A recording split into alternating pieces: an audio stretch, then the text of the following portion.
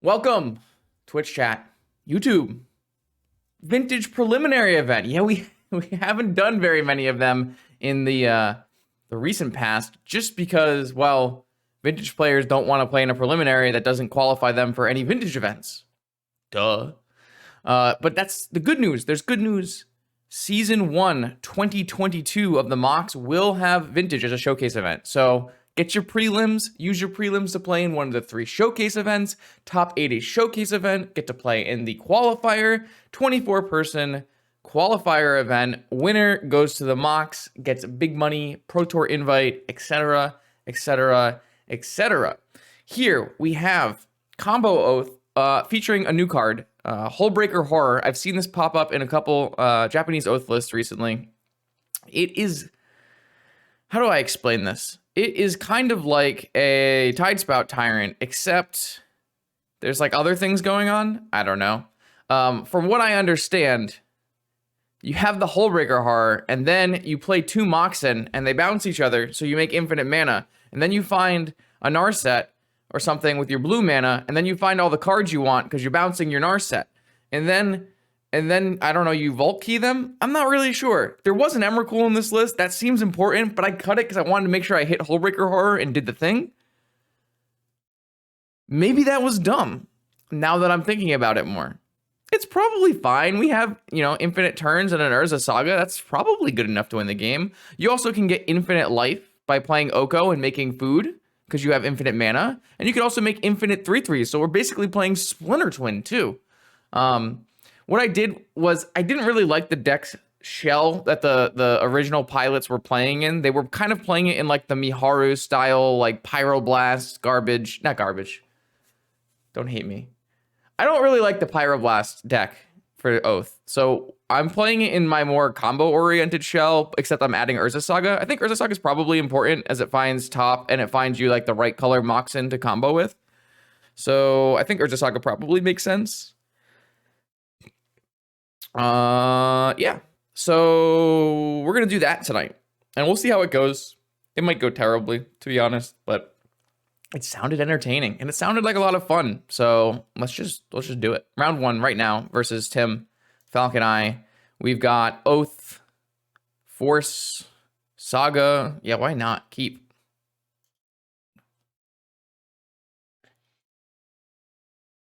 Why not?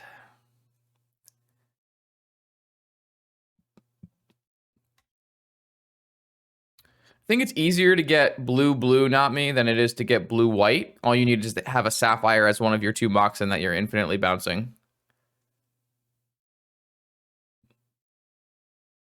From what I read, the deck is more built to be a combo Oath deck, so I was thinking that was the plan.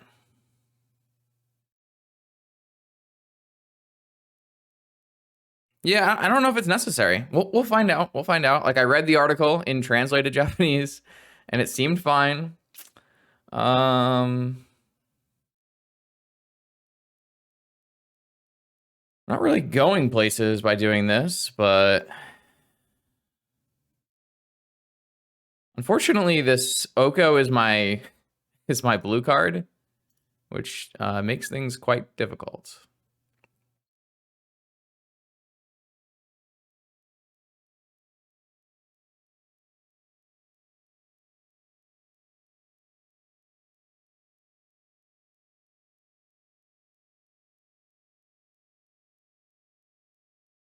If this gets forced, I don't think I care. Because I don't have any way to proc it right now.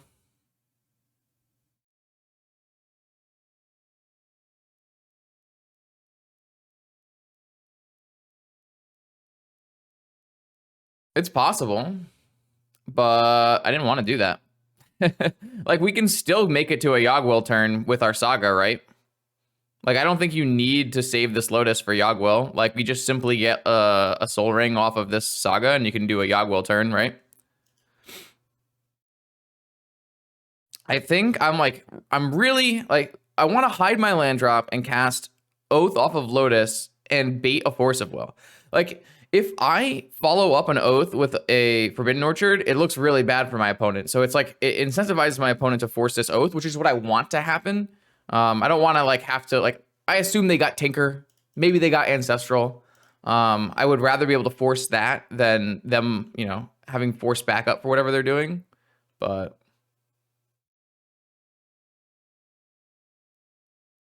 so they demonicked and then they vamped.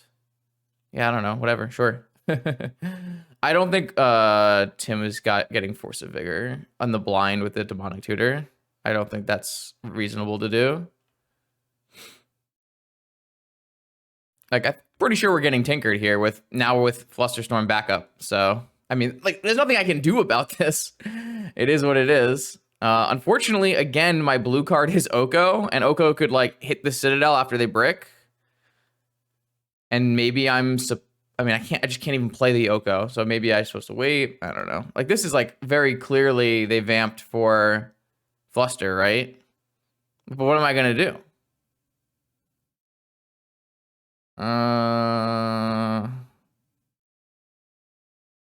Lotus Land Pass. Like, I didn't think they would have Fluster. They just had Demonic, and then they Vampiric. Like, they tutored twice. Like, I don't think like going Saga Lotus Pass is the way you play this game out. But like, am I supposed to not force this and just like hope I draw Moxen and slam an Oko and hit their Citadel? Well, the problem is, like, there's just not going to be a better spot later. My opponent's going to put a Citadel in play, and I'm going to die. Right? Like, I have to hit exactly on color Moxen to play Oko. But maybe I'm supposed to, because it's, like, very clear that they got Fluster. So, I don't know. It just kind of seems like my opponent's playing Tinker, and I'm not, and I feel stupid. Wait, I am playing Tinker, right? Please tell me I put the Tinker in the deck. Oh, God. Oh, I scared myself there. And, like, of course they bricked because they're playing an Urza, you know, they played a land drop first and they bricked. So now on color Moxen can save this game, maybe?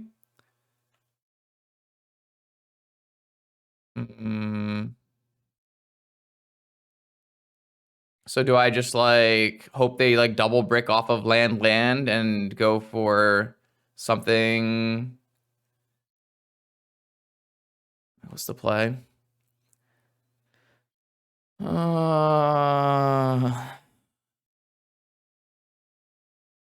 nothing I can really get that would be happy. So maybe the play is just to play fetch land go. Because I want to make sure I can get a black mana source.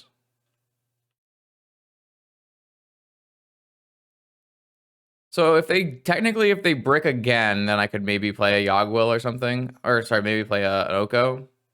But I mean, how likely are they going to brick on no land play? They would have to hit like Saga, I would think. Or maybe they could hit Fluster off the top. That would do it. If they hit Fluster on the top of their library, then I could like just untap and cast Oko and hopefully it would work.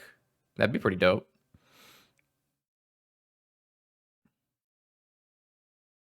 Yes, Oko costs 3 mana. So, I mean, maybe chat is correct and I'm not supposed to play Oath. But my basic idea was, if I play Oath,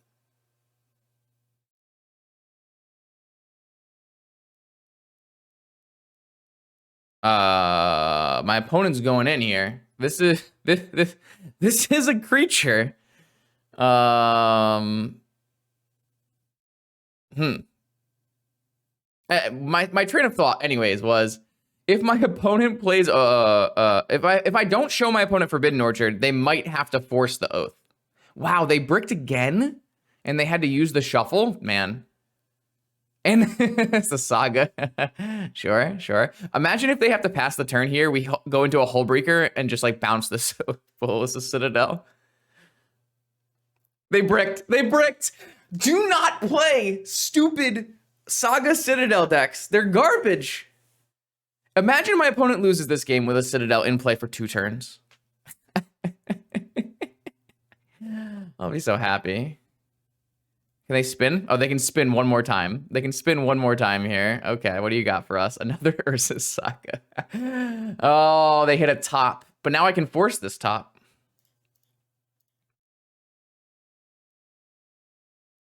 They have another force in their hand. So their hand was Force Fluster? All right, well, they have 11 cards, so... Well, let me just fetch an F6. Fantastic. All right, you got 11 life to work with here. What do you got for me, opponent? Yeah, those are good ones. They almost bricked off with no land drops and a Citadel. Hey, try my best. So if we were to get to a turn, what is our play? No, just 2 horrors. I don't know what we would do. We don't have double Moxen. I guess we technically have a Black Lotus, so if there wasn't any blue mana in play, we could go get a Sapphire. It doesn't really do anything. It might just be like bounce some of their shit. They're at 4. Yeah. It is the new Tidespout Tyrant thing.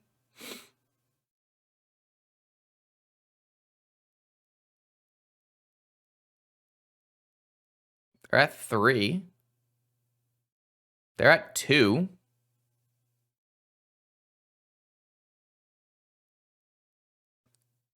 All right, what are we doing? We need to think of our turn now.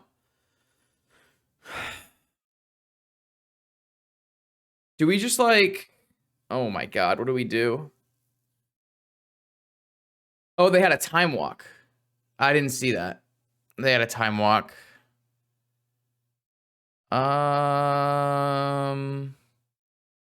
So that just leaves me dead on board, right? 1, 2, 3, 4, 5, 6, 7, 8, 9. They just needed an artifact and we're dead on board. I didn't even see them cast Time Walk, to be perfectly honest. I wasn't really paying attention because why bother?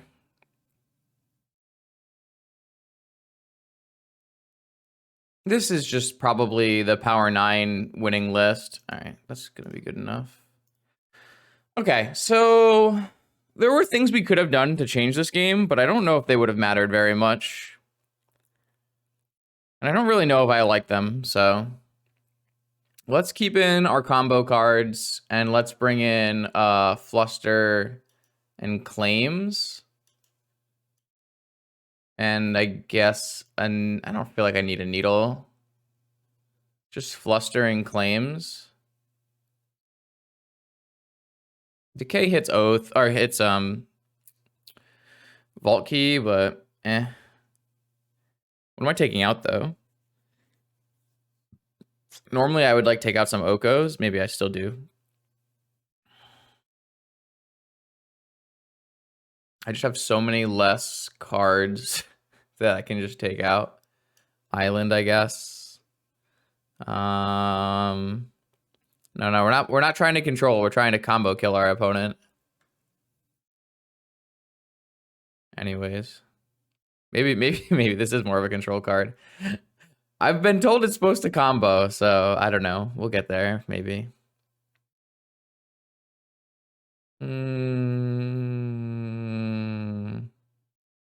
Maybe I'll just take out this mystical.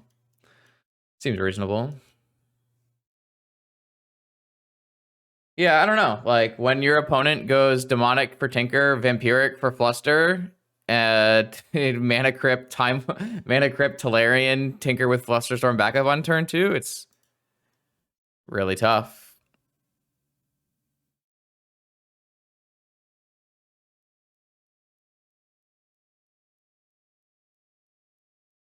I mean, this looks fine. Just get to go Saga, Sapphire, Scroll for Ancestral. Misstep is up. You can either make a Construct or use Ancestral, depending on how I want to play the game.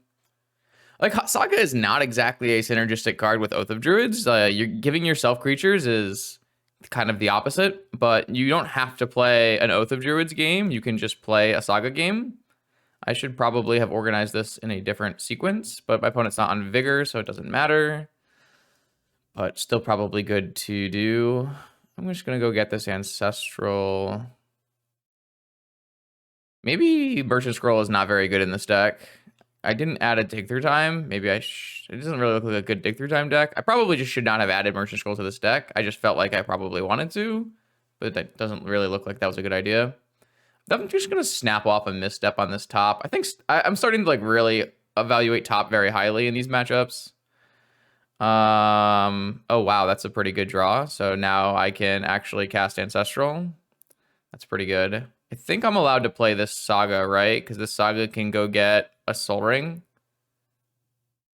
So, oh, I don't even have to play around Fluster when I don't know what I'm doing. Oh, they have a misstep of their own. It's quite unfortunate for me. That is very sad days.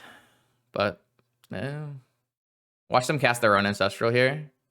No, I got nothing, friend. No land drop, though. All right, well, about to see how good this Urza Saga card is. Quite honestly, it looks quite good right now. Yeah, that's a dead card. Unfortunate. This is kind of the issue that I had with the whole idea of playing Sagas in Oath. So, I don't know. But I mean, I could just win with these constructs, so maybe it doesn't matter. So I can not get a Soul Ring, and I could instead go get... I have to get a mana source. So I can go get an Emerald just so that I have blue-green mana. I guess is fine.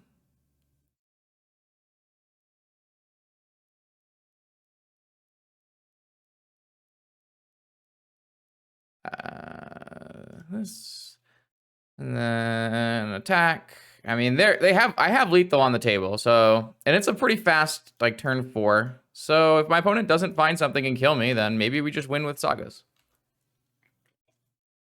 That is what people tell me happens when you play Urza Saga. It certainly looked good here. Okay, I am the first to admit when I see a card, you know, doing its thing. I'm going to tell you right now, Saga did its thing.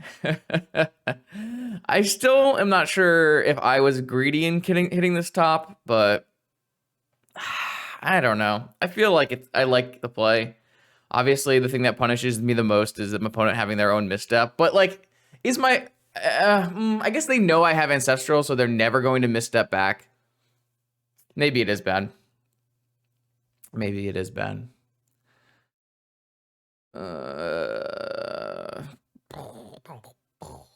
Okay, turn me back. So, like, I didn't have anything there except for fast mana and Sagas, and it just happened to be good enough. But is that because of Saga, or is that like because my opponent's hand was non-functional? Am I supposed to keep this hand, chat? I'm gonna go with probably not. My opponent is playing Tinker. Deck. I don't think keeping like Saga Mana Crypt is normally going to be good enough. Like, this is a 4-card hand, and I don't think that's reasonable to keep. I'm just gonna mulligan this hand. This hand's much better. On the play, maybe? It's possible.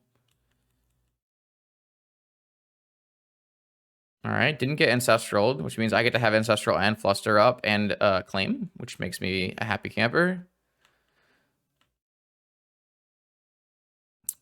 Still going to look for an opportunity. I don't think there's any reason to cast anything right now. Though now I can beat another Fluster, so I may. Or I might just claim this now and utilize my mana advantage that way. Don't really think I need to claim that, though. Doesn't really seem like an issue. If I just jam in my Ancestral here, they have to have Force Fluster back up.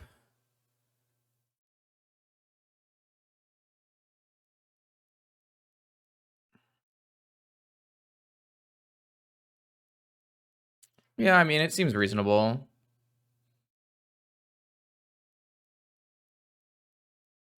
Okay.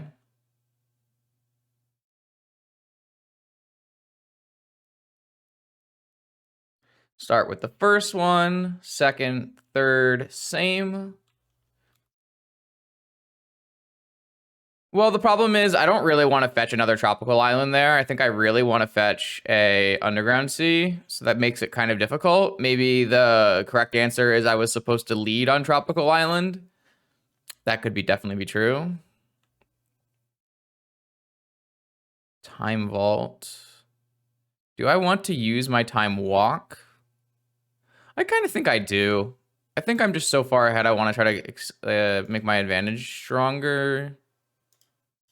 Do I want to use my... I don't really think I want to claim this until I know that I want to cage or to oath, right? I feel like there are just so many better claim targets that I just...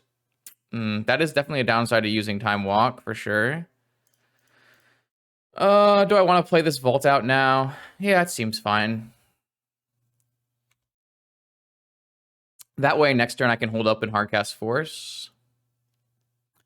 I could maybe have claimed this so I couldn't get tinkered, but unless they're tinkerings for Sphinx, then I have claim.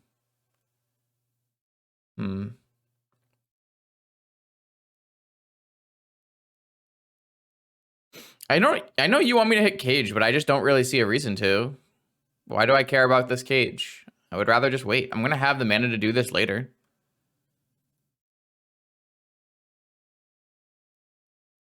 Oh, you're still talking about the other play? Never mind. Doesn't cage stop Citadel? Yes, but if you tinker away your cage, then it's fine.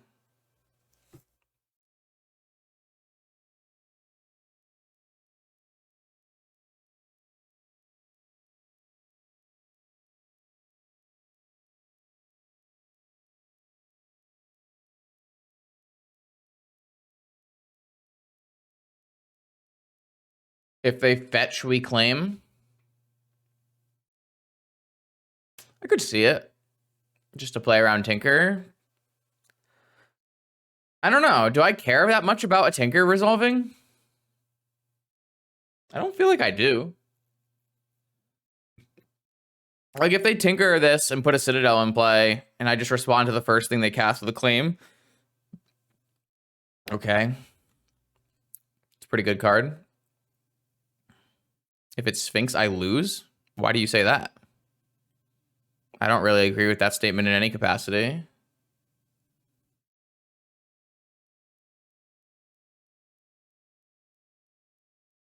Like, I have many ways to win if they cast Sphinx.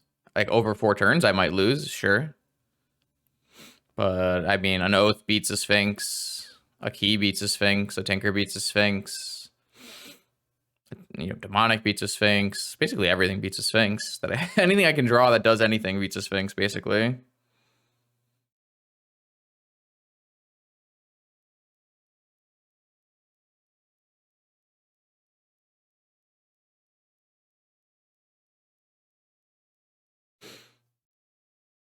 I'm going to assume my opponent got an Ancestral Recall, and I'm just going to hope they don't cast it into my open mana. Not much I can do about it if they do, though. Yeah, I shouldn't have said anything. I should not have said anything.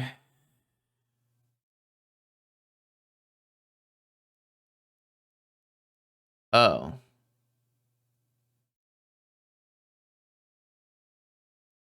Okay. Are they going to Tinker? So they got Tinker anyways. All right, well, time to find out if I'm right. Time to find out if these nature's claims are going to work out here. So, like, the first spell on the stack, I just claim this shit. Oh my god, they hit Ancestral! Come on! Well, they, yeah, okay, sure. Fair enough, I guess. Why demonic for Ancestral when you can simply tinker for Ancestral? I wonder if I can skip a turn. Well, they have to sack the cage or else they can't cast any spells off of the Citadel. Here's an interesting one. Are we casting this Oko?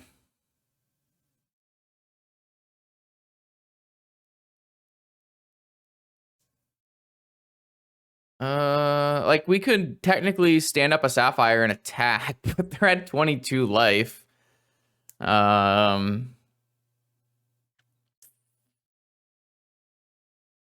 I can turn off this crypt, but it doesn't really do anything. Probably just hold open force, right? Or I could just play this Oko and stand up, or just play a Oko and make a food. I'm gonna just do nothing. I don't think there's any point. I do feel pretty far behind after my opponent tinkered for Ancestral, but it does be like that sometimes. Needle. Sure, don't care. Nature's Claim is really good against this deck. Like, because my opponent isn't, like, overwhelming with a PO, Claim just hitting, like, Claim killing their Saga and all of their, like, random artifacts, Claim just feels very, very good against, like, these Tinker decks. Which makes me think that, like, if the Jeskai decks played Wear Tears and people played Fragmentizes, like, I really just don't think that Saga should be overwhelming anybody. That's how I feel anyways. Probe. So I can hold Probe as a force. So probably should do that. They do have hardcast force here, but I think that's okay. Should I turn my Time Vault into an Oko? Or into an Elk? Is this going to force this? I think I just don't care, right? Like, who cares?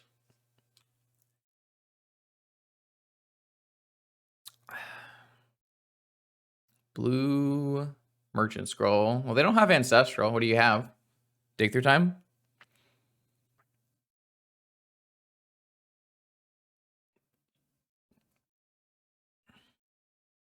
I mean, I boarded a bunch of Okos out in this matchup. They have a Brainstorm.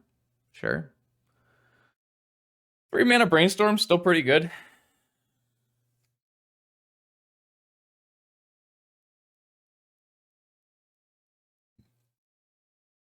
Oh, stretching. My wrist kind of. Gaming wrist.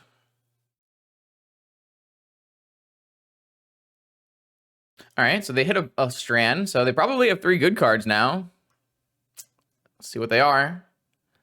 Graph Digger's Cage, sure. Like again, like they have a lot of hate cards, but I just kind of don't care, right? Sure. You got a Probe.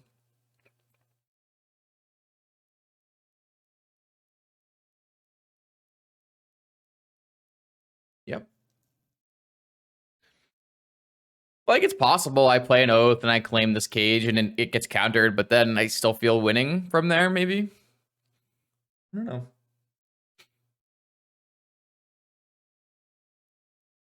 They only have 2 cards in hand, and they chose not to shuffle, so they know their next couple cards. Again, like I could draw a key, and that way I want to claim this needle. That's something that could happen. Should I mean, they know my whole hand after I play this Tarn out.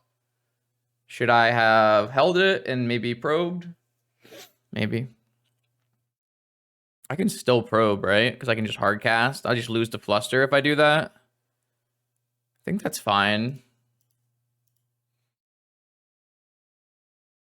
Force of Will Saga. Well,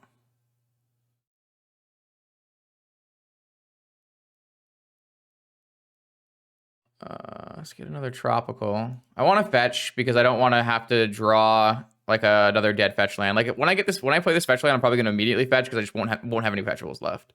Took another damage. So they know their cards, and they're going to play a Saga here with Force backup. I don't believe I'm going to... Okay, so what I'm going to do is like wait until their next upkeep. I wonder what they'll draw. Memory's Journey. Huh.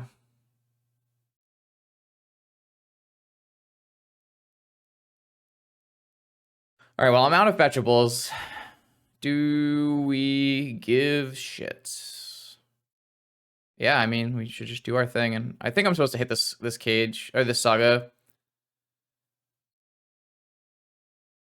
Should I like shuffle Ancestral back into my deck?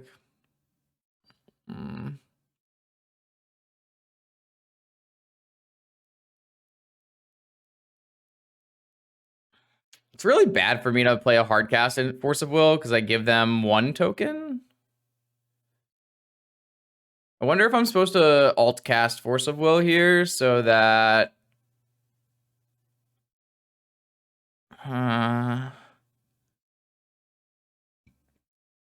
now like my oaths are bad draws.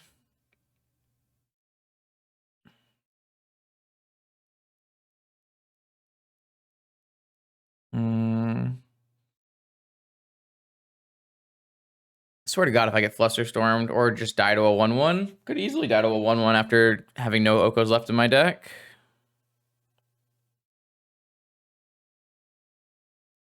They know just the card they pondered into their hand already, and then they know the next 2 cards.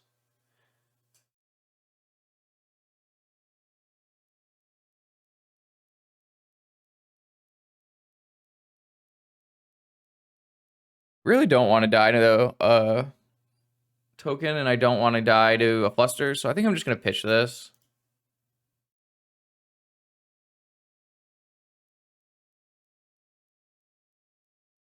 Unfortunately, now if they draw like a really good card, I do lose, but...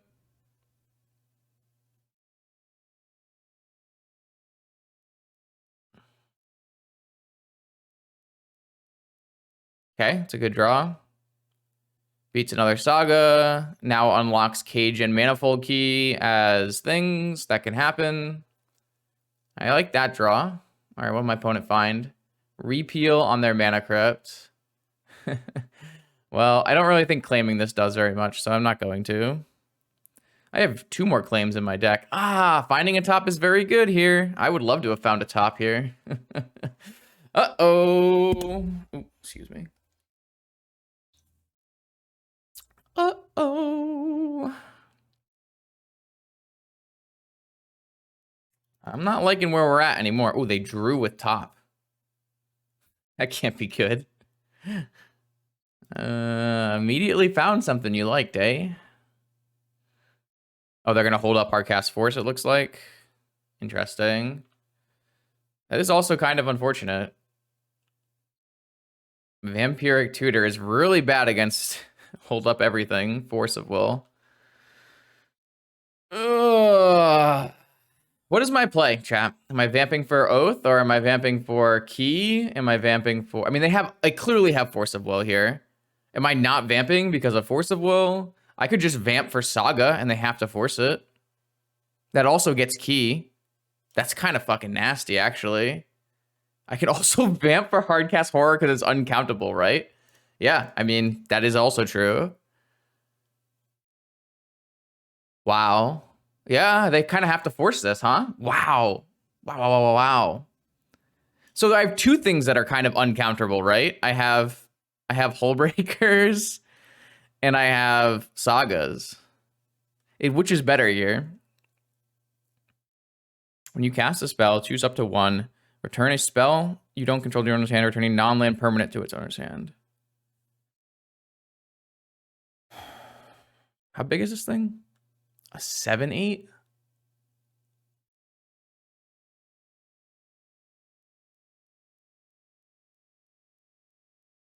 Okay.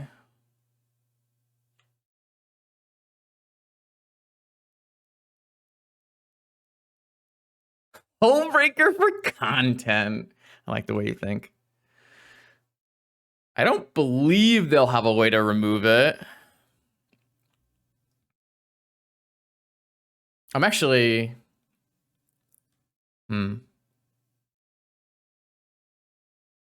I think Saga was pretty good there, though, right? Like, Saga is 2 creatures and a Manifold Key, so this Nature's Claim becomes a must counter.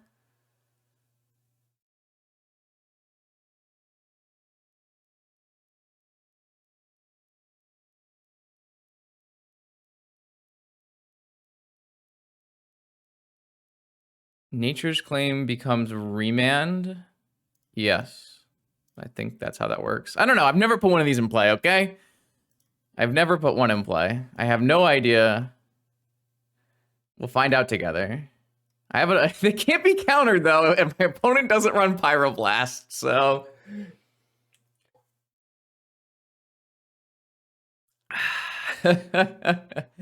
Okay.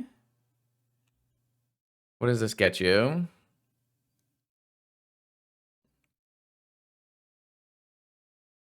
They're not playing PO, are they? I hope they force it. Oh my god, they're gonna force it. No, there's no way they have Hardcast Mindbreak Trap. No shot. No shot. That would be so bad for me.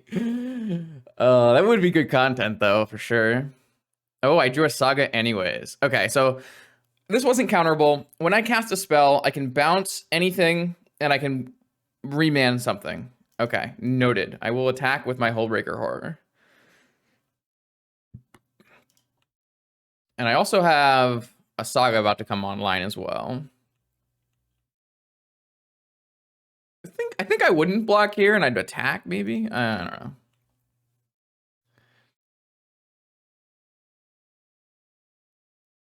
I mean, is this good? This card doesn't seem that good.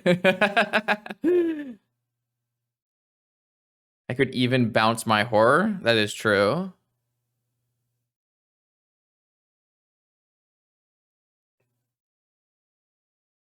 Is this card good? Does it do anything? If they're on PO, we can very easily just die right here, right?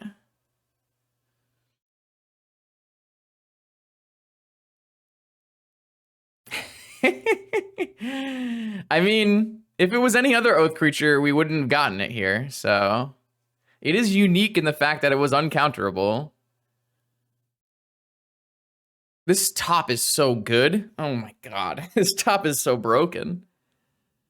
Maybe I was supposed to kill this key. I can claim and bounce the PO. It doesn't really do that much though, right? All right, they have their own Saga. Should I blow up the Saga?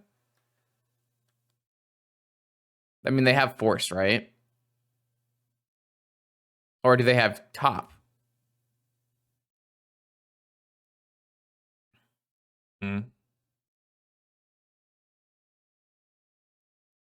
Oath of Druids. Interesting.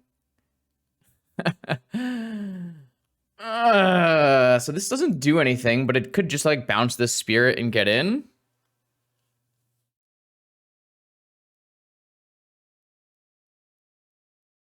I guess that's fine.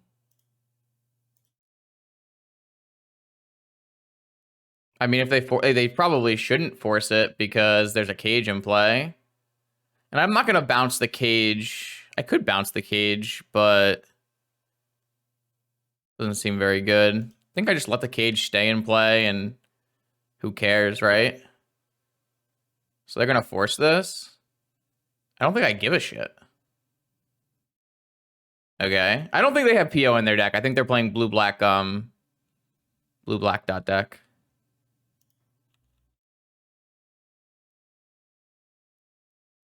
Oh, right. They can't even counter the bounce. Wait, maybe this card's nasty. They're also dying to Mana Crypt.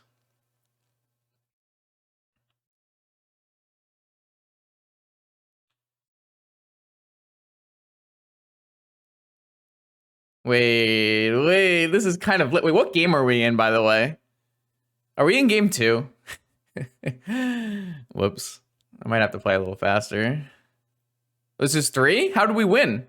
Oh, the Saga game. You're right. I forgot about the Saga game. Perfect. Hullbreaker Horror, uncounterable, does it again. Brilliant. Brilliant.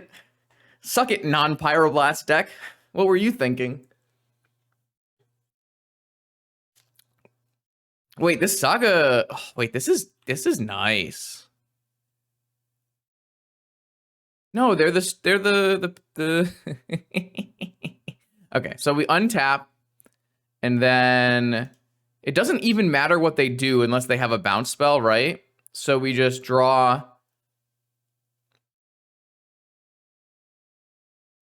Make a thing. What is this? Oh, they make their own. Well, they don't want to do that now. I guess it doesn't matter. Wait, what? What's happening?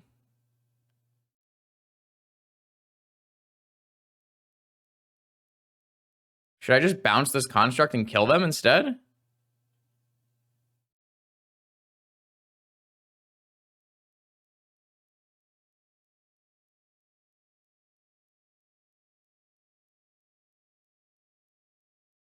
I guess it's more likely for this to work.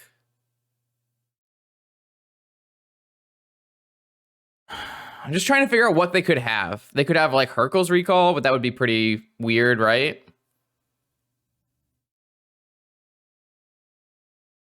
So what if I claim the construct and bounce the needle?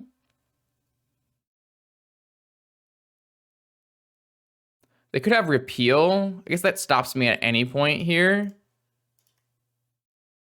Or I should claim the needle and bounce the construct, right? Well, no, I want the bounce to resolve more than anything.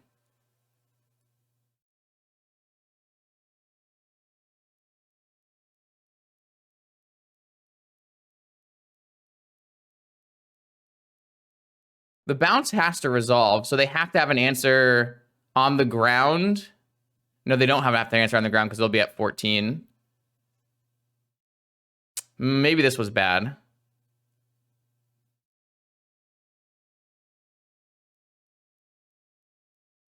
They have repeal. They have Hercules. Do I have enough? I don't know. We'll find out together, I guess.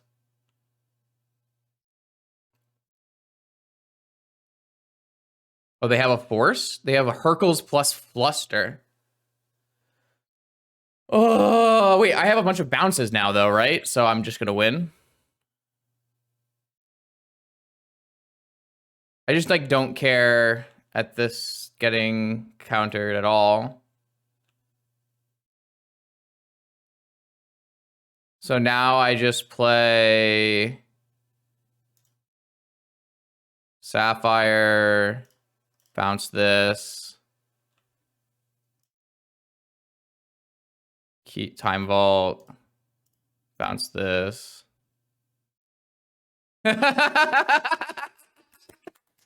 Ooh, wait, this is kind of fun.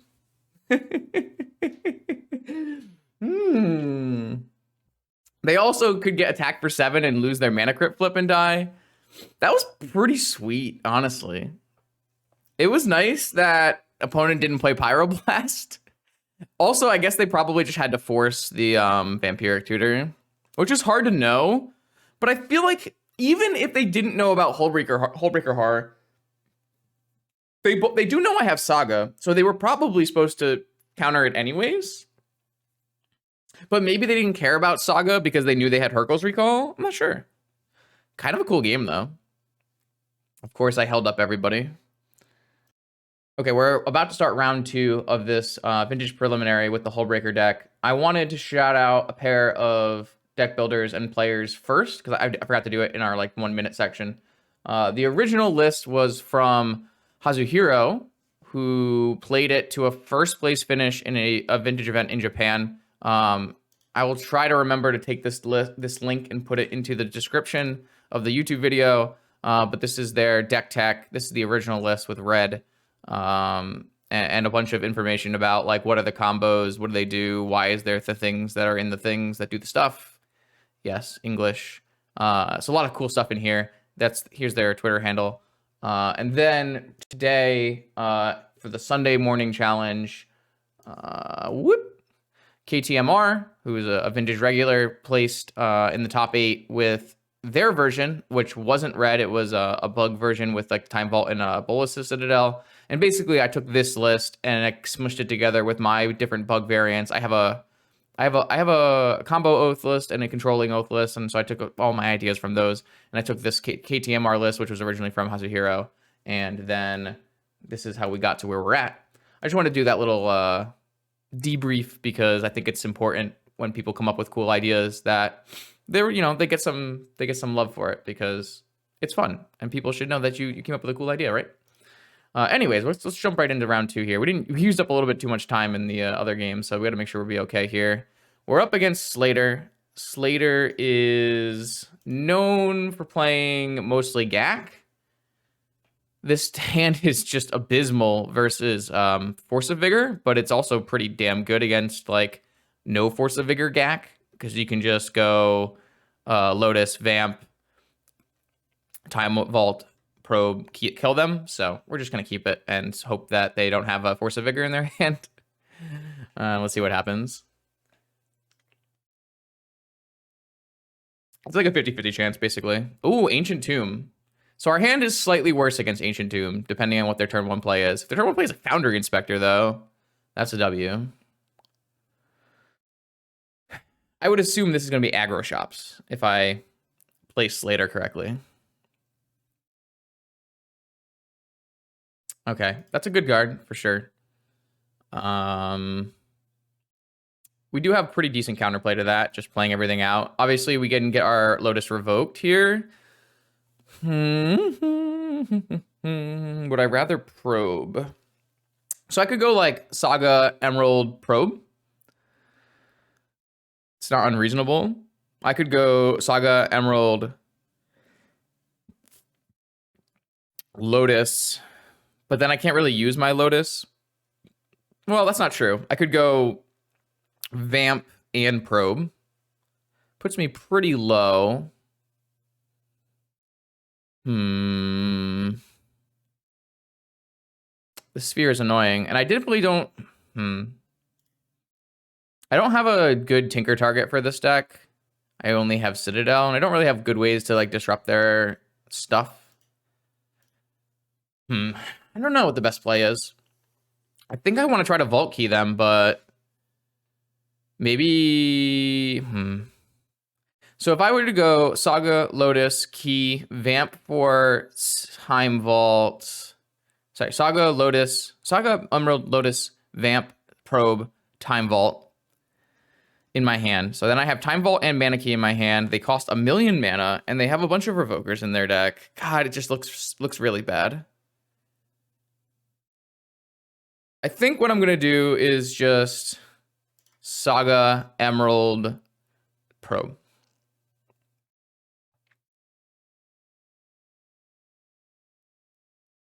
It also like lures out a Revoker on Emerald, which is not good for me. But at least I can then go like Island Lotus. I think that's fine. And if they don't have anything, then I can just make Saga tokens, which is like also acceptable. Or there's that. So my opponent actually locked themselves under this sphere, which is a bold play. They need to hit a mana source to do anything. Interesting game. It's going to be very hard for my opponent to beat me going Island Oath of Druids, I would think. I would expect that to be extremely difficult. My opponent has to rip a mana source this turn, and even then it's going to be tough for them.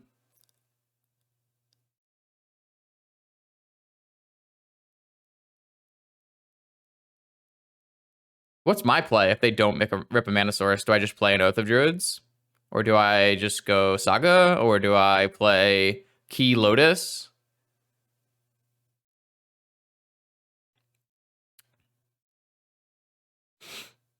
I assume Slater knows my 75, just because Slater is on Twitter a lot.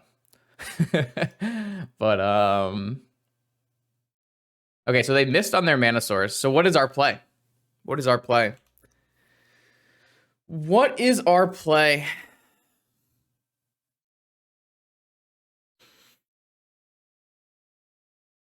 Maybe it's fetch for an Underground Sea.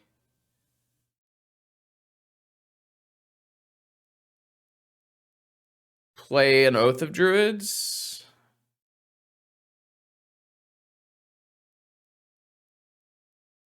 I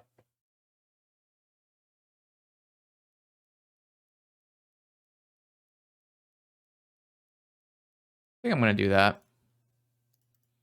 It kind of makes it so they can't really play anything.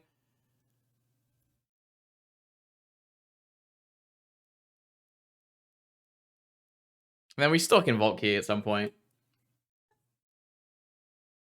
Like, this is going to produce an extra mana, an extra 2 mana, so...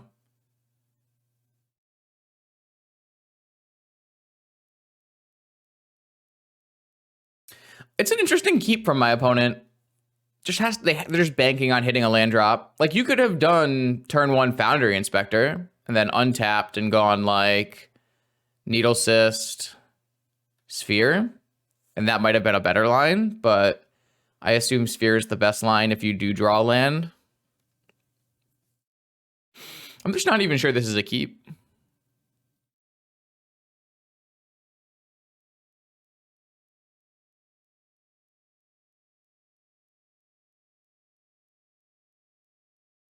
What did they draw?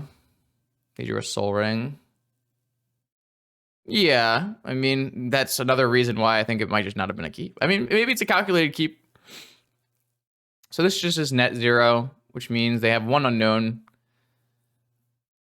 We're obviously not making a Saga token. We're just gonna try to get to a Vault Key.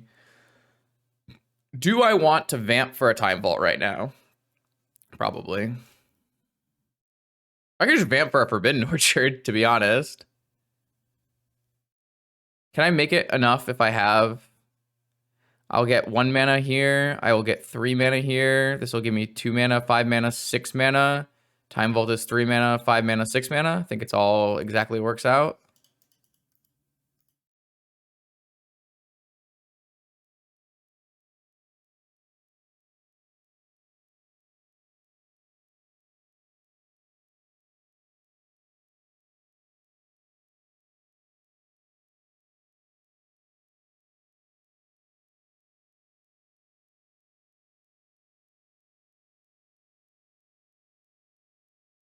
All right. So now we have infinite turns. We can do whatever the hell we want.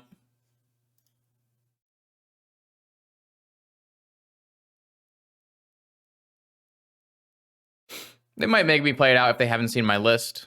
That's totally reasonable.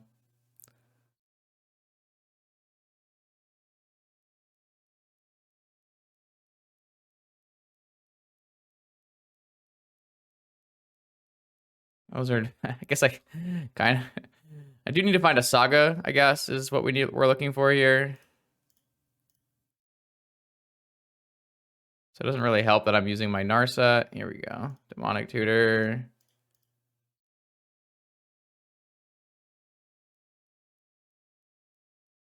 Yeah. Yeah. I'm also really, really lazy, War. You are definitely not wrong, but I'm also so lazy. They might also just be playing for time. Like, I'm streaming, I'm slow. That's totally reasonable as well.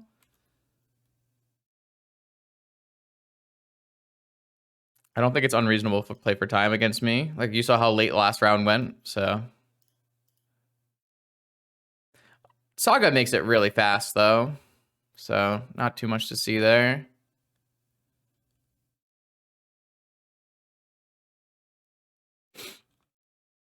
So, like, what I showed them... I mean, I have to show them Saga, but, like, I showed them a Narset, which is not the biggest deal to them. Might even come out in this matchup, so... Don't really feel like I showed them anything crazy.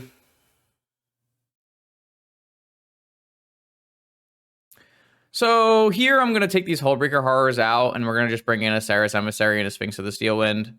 And then we're going to drop in the basic Forest and 4 Nature's Claims, as well as the Needle. And that's it. And then we're going to take out, obviously, Flusterstorms are bad. Misstep is bad. Even though Misstep hits Cage, I don't think I care. Like, we have a lot of other game plans besides Cage. I mean, we can also kill Cage. We don't have any Hurgle's Recalls in this deck, which is notable. Probe is pretty bad. Yogwill is pretty bad. I shouldn't need a Memories Journey. I think we just keep this set up here, and that should be pretty reasonable. We have 2 good Oath targets. We have a Tinker target and another Tinker target. And then we have Okos and other stuff that's happening. Looks pretty good here.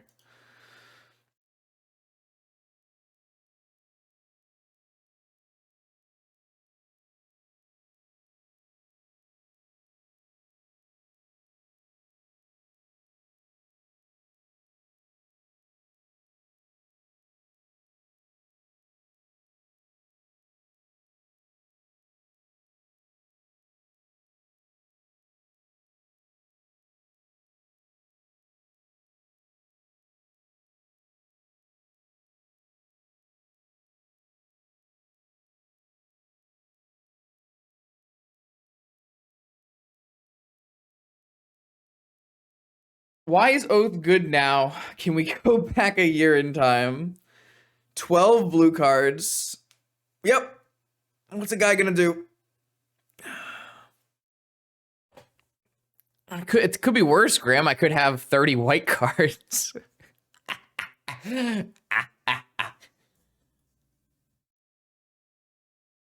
I think Oath is mostly good because of like the rise in random Pyroblast and like Saga decks.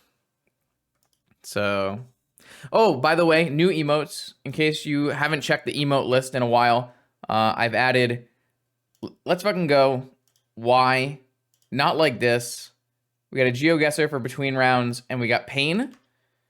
5 new emotes. And then I also added, if you're following the channel, I added some nice ones in the form of Top Deck, Dress Down, Vintage, Just Enlisted, and Tinker. So if you aren't already following the channel, you can get 5 free emotes just by following the channel. Broken. Let's go Twitch chat. Yay.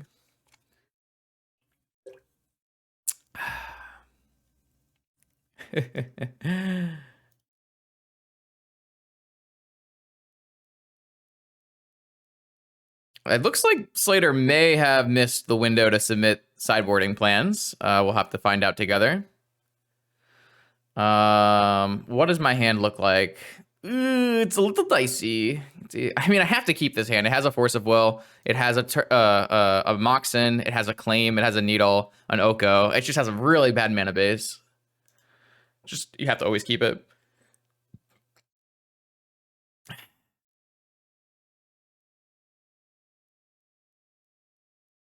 It's a new deck. It's a new deck. We're trying something different. This is a more combo-oriented version of Oath. I've done a lot of different combo Oath on my channel before, and there's like tons and tons of videos with different versions of bug combo Oath decks. So I swear to God, if I typed in Breacher in the stream title, I'm gonna be so unfortunate. Okay, sweet. Subs should get the follower emotes. Do you not see them, Snake? You have it. You have it. What are you talking about? All right, so they have Mana Crypt. They have Arcbound Ravager. Don't think I care very much about an Arcbound Ravager.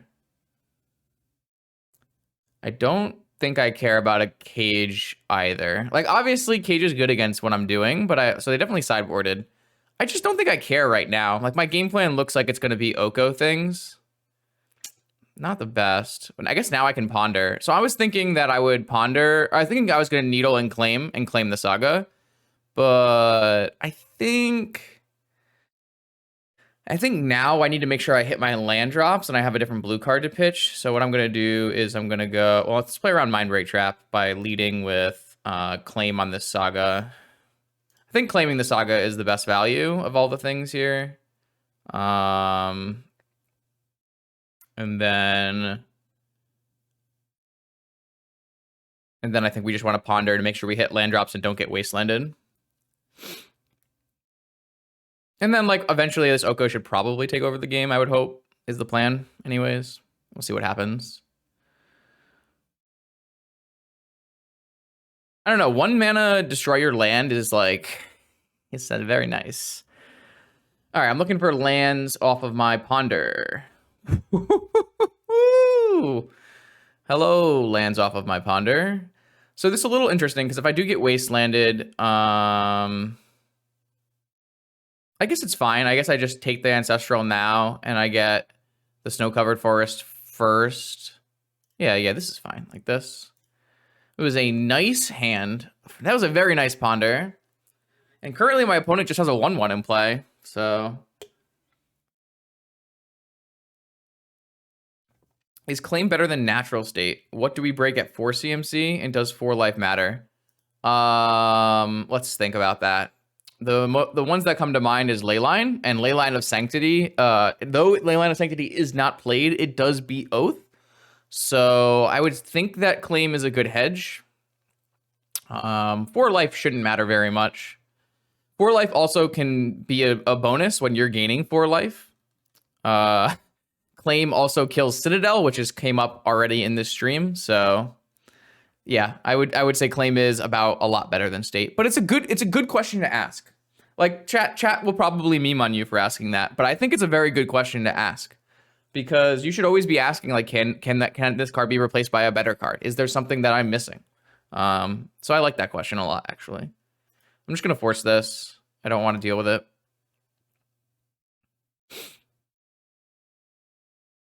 See if they have a Wasteland. No, they have another Saga. Okay. Well, we can always just Needle Saga. Second Cage, which we just don't care about because that's not our game plan.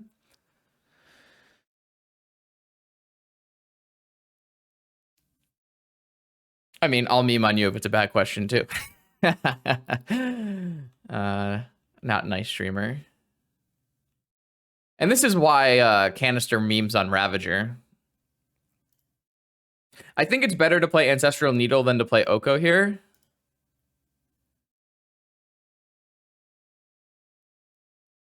Didn't I want to recall first? No. Because I don't want to ever fetch away the forest. So I don't think that is the correct sequencing on that. So the Oath is pretty dead right now. I would have to elk both cages. I think what I'm going to do here is play out Saga Needle. And I'm just going to needle... well, needling Saga is a little awkward, I guess. I didn't really think about that. I think it's fine, though. We'll just needle Saga. I could needle Ravager, I guess. But I think my Saga is just so far behind that it must be done. And then next turn I can go like Forest, Oko, Stand Up, Emerald. And then my Oko is protected. Urza has so many things. Urza Saga.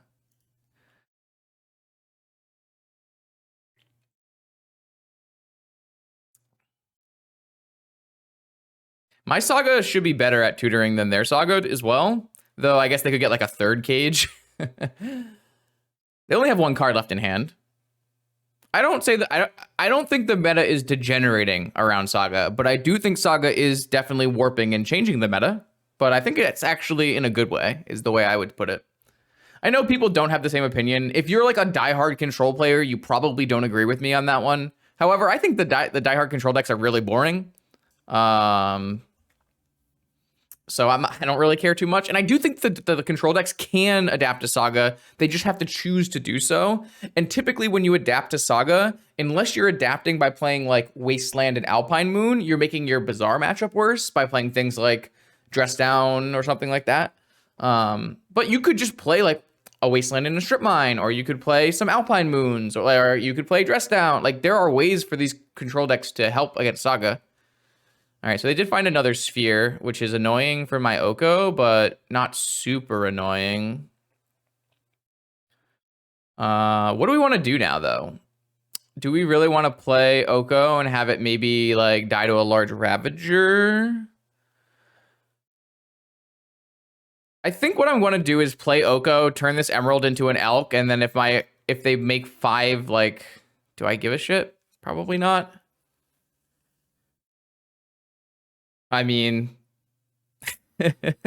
yeah, there are always meta warping cards. Like the best cards in the format are always going to warp the meta, right? That's just how Magic works. You probably don't want to do Spreading Seas just because they can get Pyroblasted, but not an unreasonable thing to say. I think I want to play this. I think I want to play this Oko out and pump up this Emerald. So if my opponent gets an artifact and goes like eat, eat, eat, eat, and kills my Oko, do we care? No, not really. I guess I could just make a food here, but I kind of think that's worse.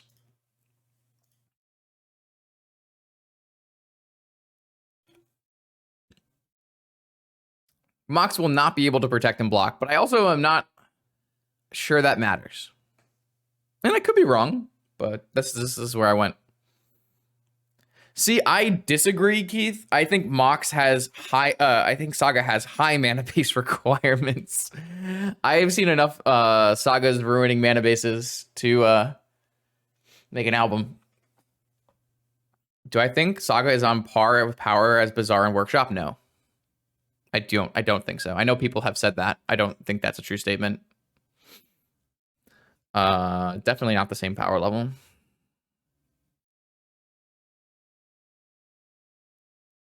Like Saga's strong and Saga is meta warping, but Saga provides pretty interesting gameplay at a pretty slow pace. And I kind of like it. I think it's good for Vintage. And I think it's at par with a Vintage power level card. Like, it's definitely at home in Vintage. Like, it doesn't feel out of place, you know? It might not be true for other formats, but I think at least in Vintage's case, Saga seems right at home. I think it has made the format, I don't know about better, but I don't think it's made the format worse. I think better would be a strong take, but I think it's a take you could argue for. One of the two. Got a lot of people chilling tonight. Welcome to the stream, everybody. Thanks for hanging out. It's my free day. Wasn't supposed to stream today, but I didn't know what to do with myself. Well, I had a list of things I was supposed to do, but didn't do those. Yeah, if it's your first time here, make sure you follow the channel and check out the YouTube channel. The YouTube channel is lit. I put all my videos there, so there's like 3,500 vintage videos on that channel from the last 3 years of me being a partnered. I haven't been partnered the last 3 years, but I've partnered vintage streamer. Been streaming for like 3 years, and I basically only stream vintage. So if that interests you at all, there's plenty of content there. And of course on here, I stream normally on Wednesday nights, 7 p.m. Eastern-ish, and I stream vintage challenges whenever I'm around. So that's 1 p.m. on Saturday. And if you follow, you get emotes. I like that, though. We got to do something while my opponent is thinking about what to search with their Urza Saga, right? I'm going to try to stream twice this week if I can, because I'm not sure I'll be able to stream the Vintage Challenge on Christmas. Yeah, I would say Saga makes Doomsday worse. I think that's a good thing, though. I think Doomsday is still a very playable deck, and so I think it's okay. So my opponent did get Black Lotus off of Saga, and so now they have 5 mana to make some kind of play here. They have a Lodestone Golem and a Needle on Oko. Wow, that's a big blowout.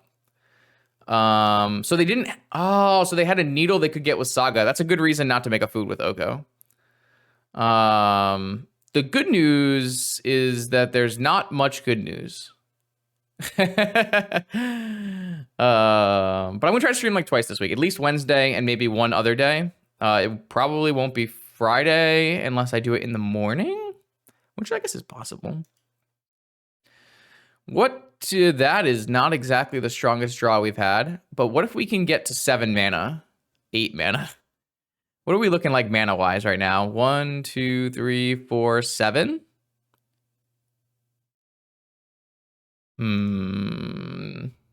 If I hadn't stood up this emerald.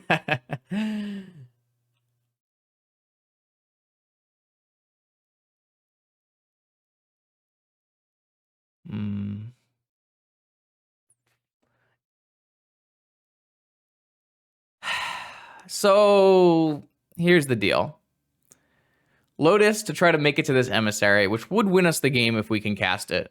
So might be worthwhile. Top is going to help us figure out what's going on better and make a better game plan. And Sol Ring isn't going to go away. I actually think it's probably Lotus work towards this emissary. We're currently, going to be 1 mana short next turn, but if we can just draw another mana source, I think it'll work out. Unfortunately, this Emerald play, it's not the biggest deal because it's not a bad play, but it is a play that might cost us. I can block this Lodestone. Obviously, they could like move the Ravager counters over to the Lodestone, but that's not the end of the world.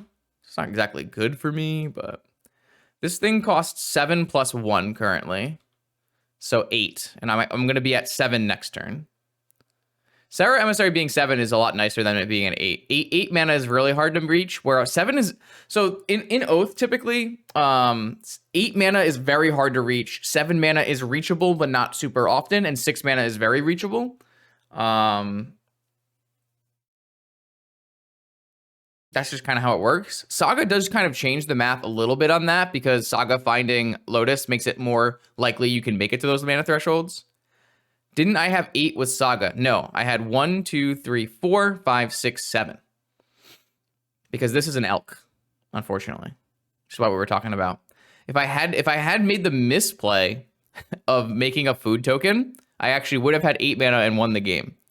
Which is hilarious and also annoying. So let's see what my opponent does here. They have like one... They don't have very many sackable things here.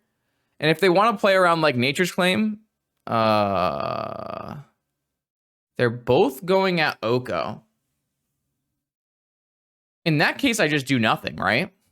Well,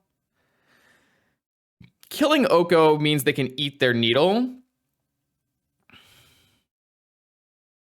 But if they eat their lodestone,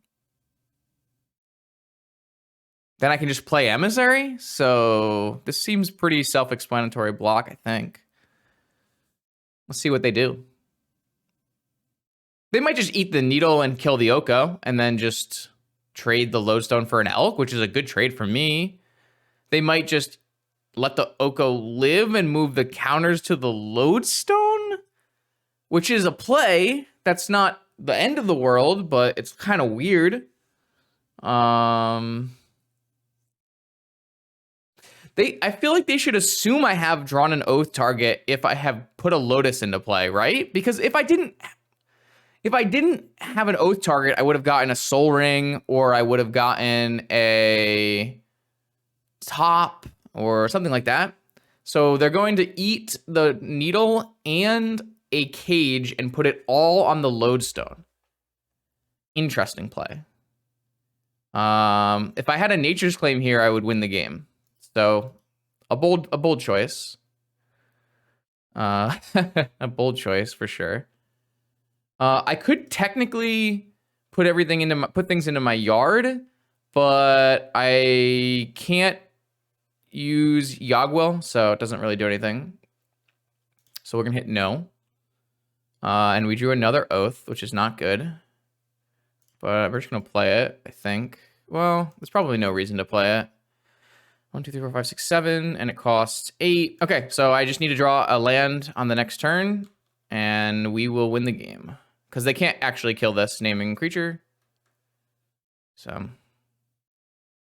This is going to kill the Oko, or they're going to attack me? So now they're going to attack me because it's a 2-turn clock. So I have to draw the land right now.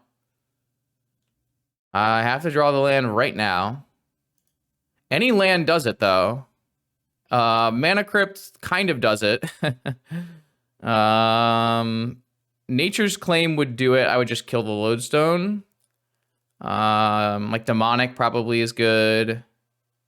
Tinker is good. Oko. Oh no. They kept the Oko Needle in play, and I'm gonna die, unfortunately.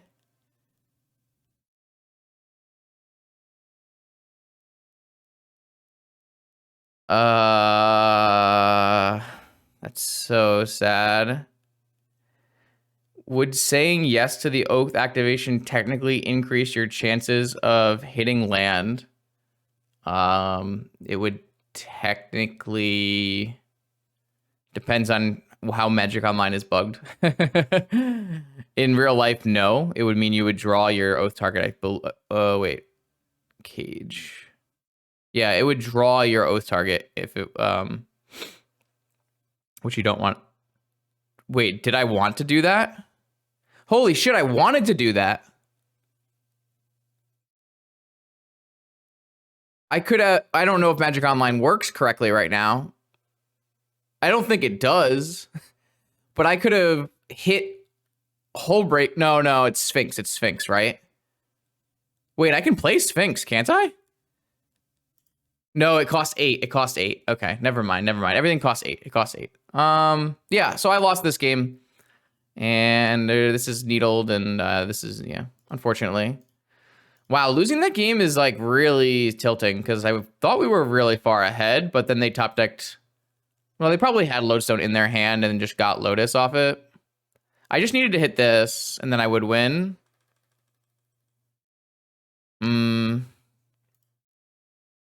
Yeah, that was an interesting game. Like, I'm not sure it's correct for them to eat a cage. Because like if I had a claim in my hand, I guess they just put me on no claim. But I guess I'm gonna beat them with a claim no matter what. So, oh, Sphinx is already 8, so it would be 9. So that doesn't matter. Yeah, I don't think there's any changes I want to make. I'm pretty surprised to lose that game, but it did happen. Oh, I didn't even have Memory's Journey or Will in my deck, so that would have been really bad to flip over my deck. Not a great idea. Oh, Sphinx is an artifact because it. Yes, you are correct. Some people in chat, so it would still just cost 8 and not be castable. Oh, yes. Everybody is technically wrong and correct. It's great. Good job.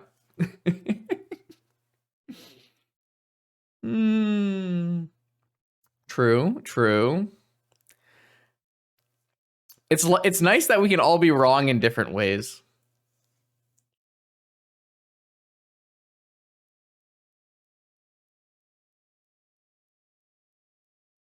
Ugh.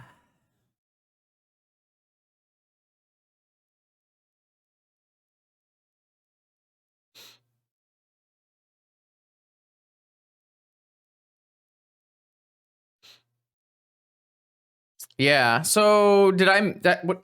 So yeah, the thing in that game was if I had chosen to use my Oko and make a food token. Yeah, maybe on the play. Yeah, I guess so.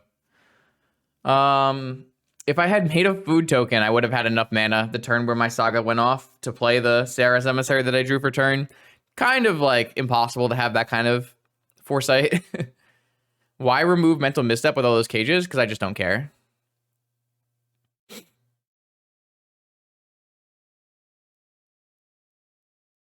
Maybe it's better than Probe, though. I could see that being true.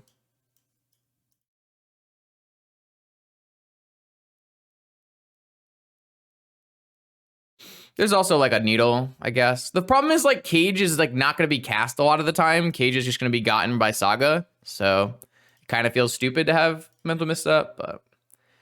Oh. Okay. Keep.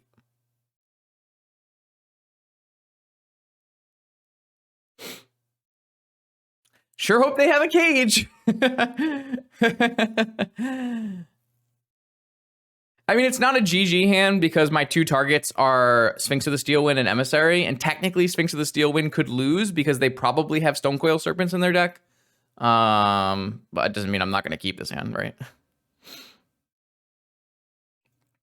We do the thing. I'm definitely going to play around Mindbreak Trap. Do not worry. I will play around Mindbreak Trap. That is going to happen.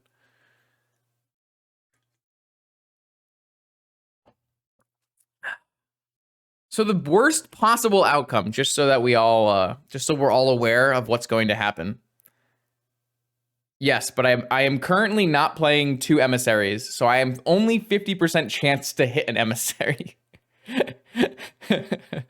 So the worst possible outcome here is probably something like Mox, Mox, Cage, Wasteland, My Forbidden Orchard.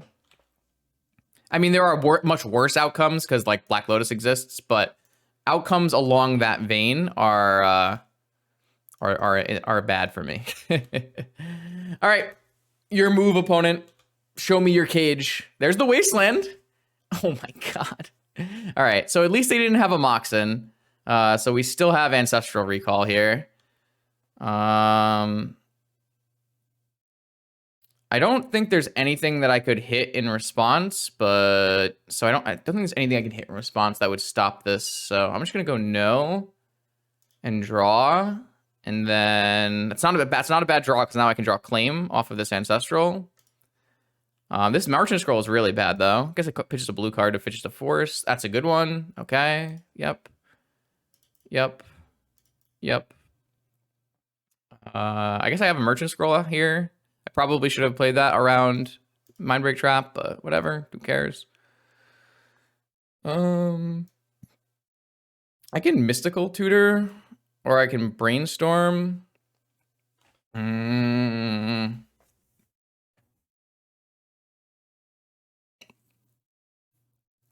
I guess Mystical Tutor gives me Tinker for Sphinx. Cage it's going to be too late. Misstep doesn't really protect against another cage. It's going to be too late. I don't think that's very good. Oh no, this goes in my hand. Chat advantage? Chat advantage? Mystical gives us outs to cage as well. Not as good though. Not as good. Yeah, okay, I'm down. Let's go get a mental misstep.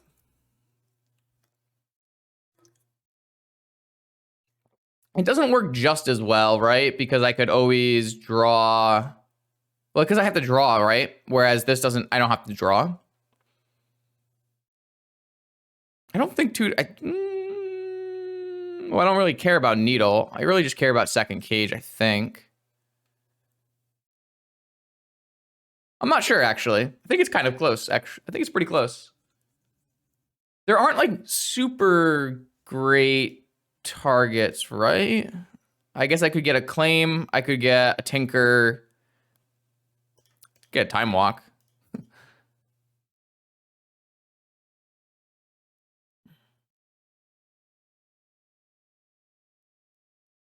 Culling ritual.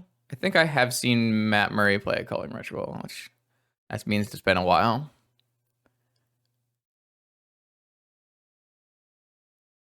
Workshop Trinisphere second cage. Yeah, I guess so. Yeah. All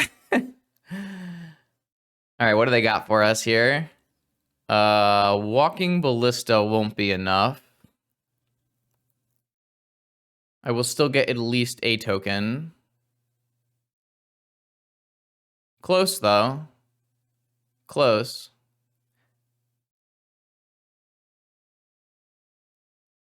Means I'm only getting one thing. So if I hit Sphinx and they decide they're done with that,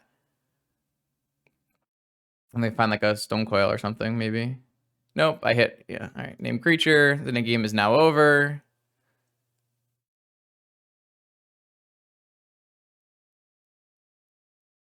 Okay, cool. So now I and creatures I control have protection from creatures. So the game has now been won. Nice 50-50 there. I did lose a lot of my deck. I have 11 cards left in my deck. Thankfully, this only takes 3 attacks. Because spirit tokens are creatures, and Phyrexian Germ is also a creature. So that's why you do not name artifact. Is there anything worthwhile to vamp for? No. I don't think so. I don't think I'm allowed to activate Oath a second time, but I just don't need to either. I guess I can just look anyways.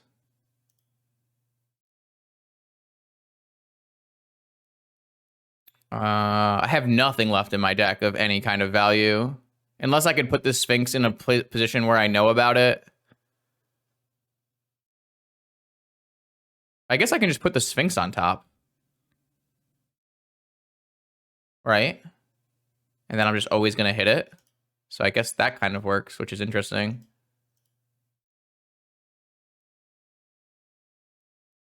That's kind of funny.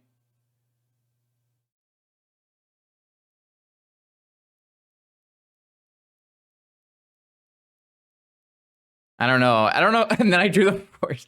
Okay, sure. I don't know if I trust Magic Online like that. You guys trust Magic Online that much? I don't know. Yeah, so this is why you name creatures and not artifacts, because this germ is a creature and the spirit is a creature, but they are not artifacts. So.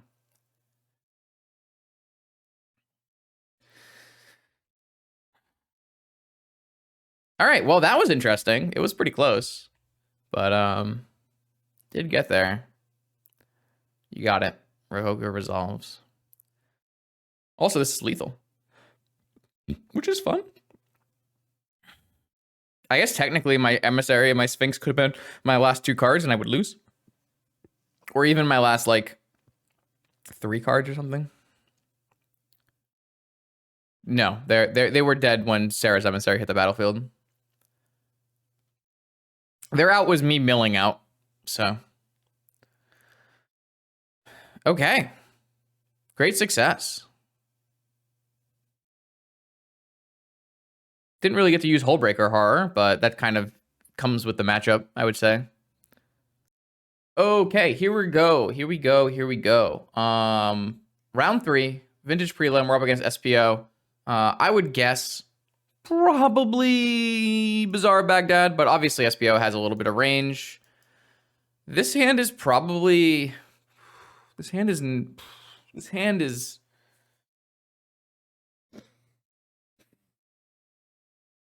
not good against Bazaar of Baghdad. But this hand's pretty good against everything else. So we just do it. Do it live.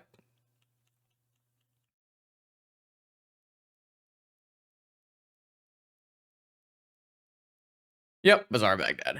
Did I put a needle in my main deck? I'm not 100% sure.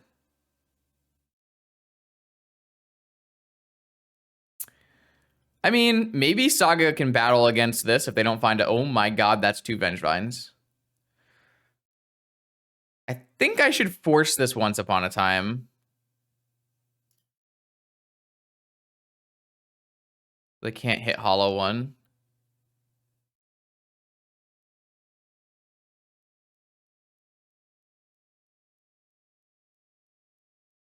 Okay, the Vengevines are safe. Hopefully this Saga can go off. And, ooh, hello. So we can't beat a Vigor no matter what, right? So we should just jam everything.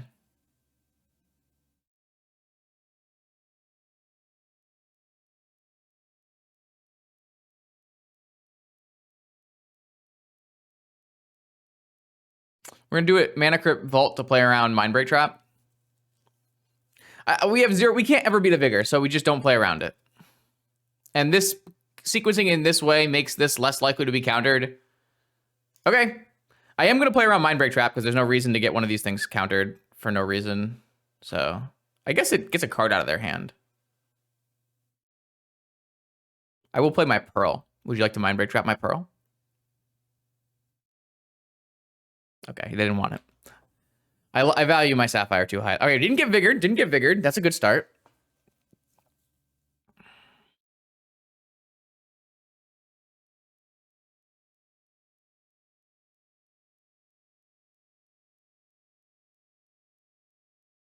I could have technically held the vault longer, but that would also mean it's more likely to get countered.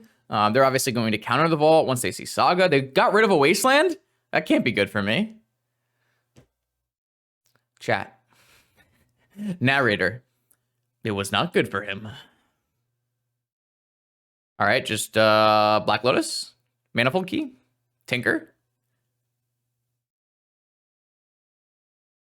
Not the best.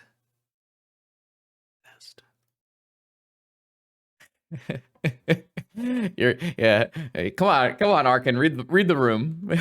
read the room a little bit here. Unlucky.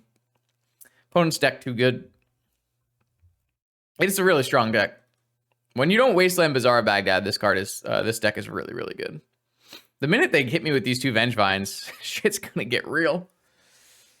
And now it's like really unlikely that I can win by Saga. It's really unlikely I can win by resolving something.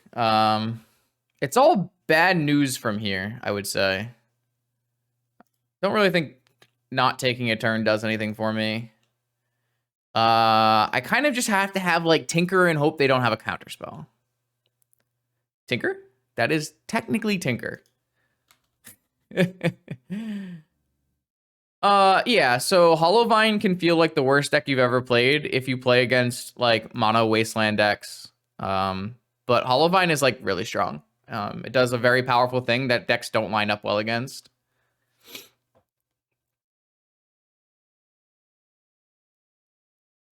But like my opponent's drawing 4 cards a turn or something, or 3 cards a turn because they're pitching Master of Death and Squee, and now they're gonna return 2 4/3s for free, and like I don't know. I think you're good against different decks, to be honest. I think it's really good into the Tinker decks.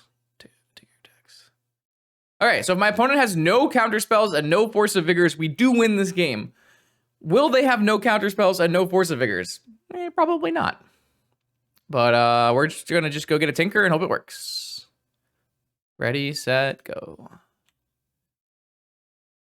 There's like 0% chance my opponent has no forces of any kind. But, you know, 0 is not 0. Wait a second. 0 is 0.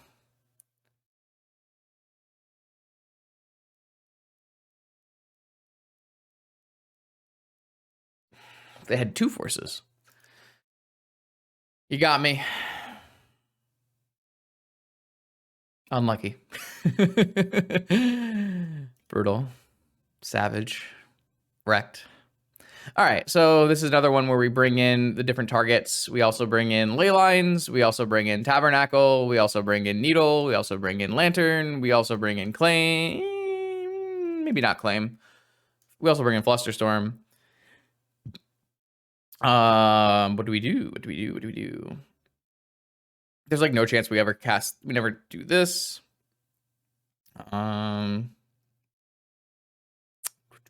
Okos are like pretty much awful. Kind of think forces are kind of bad, but I don't have a lot of cards to bring in. Like Decay is clearly worse than that.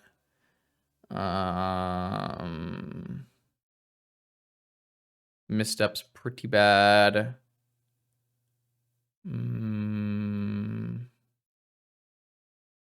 So let's keep some forces. This doesn't look like the best Yogwells. And the question is, do I want to have Nature's Claim for Hollow One? And I don't think the answer is yes. This is also like just like not a Memories Journey matchup, which means I might be supposed to put in like 3 targets, but I don't really want to hit a Hullbreaker Horror, so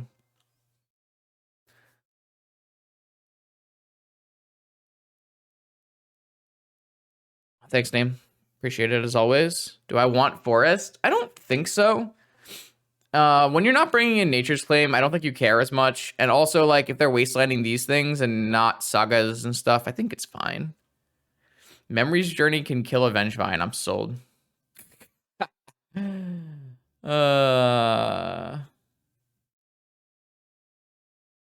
am not taking any Flusters out. I'm only bringing Flusters in, from what I can tell. Is there a primer? No. But you can watch me. It's a pretty good start. I think I'm okay at this game.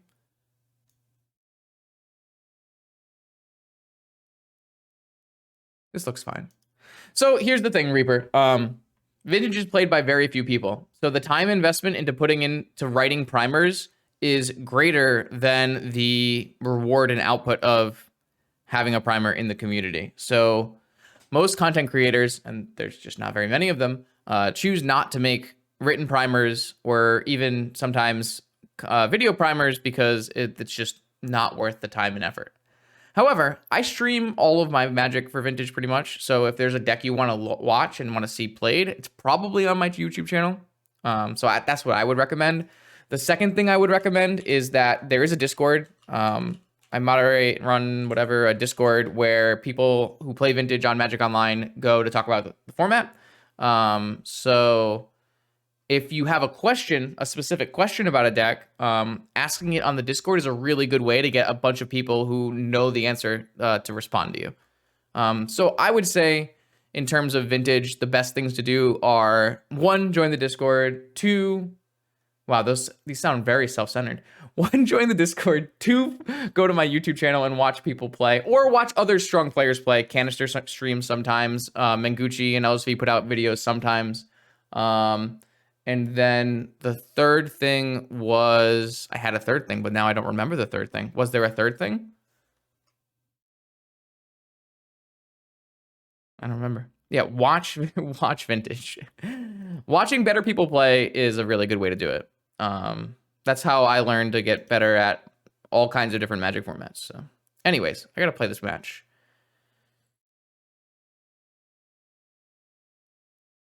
Is this hand good enough?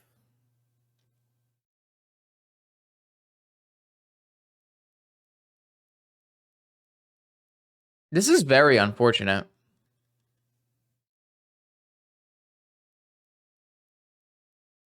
I can tell you how many people have played in Vintage Premier events on Magic Online, if you want the answer to that question.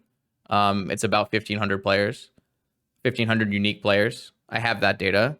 I don't have the data on like how many people play Vintage around the world. I only really know about Magic Online, but I think this is a mulligan. Does chat agree? Like, I'm all in on them having no forces on their opening hand. And then I have to hit Sphinx, and I have to hope Sphinx is good enough, and I have to hope I don't mill out. So I think it's bad, especially because I have ley lines in my deck. Let's just mulligan. Like, this hand's much better. I think the answer here is just get rid of Time Walk and just go Leyline Fetch go.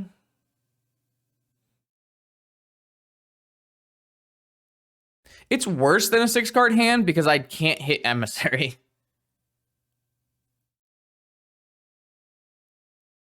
Maybe I don't play Saga here. I could actually see, I think it's just Leyline Fetchland go.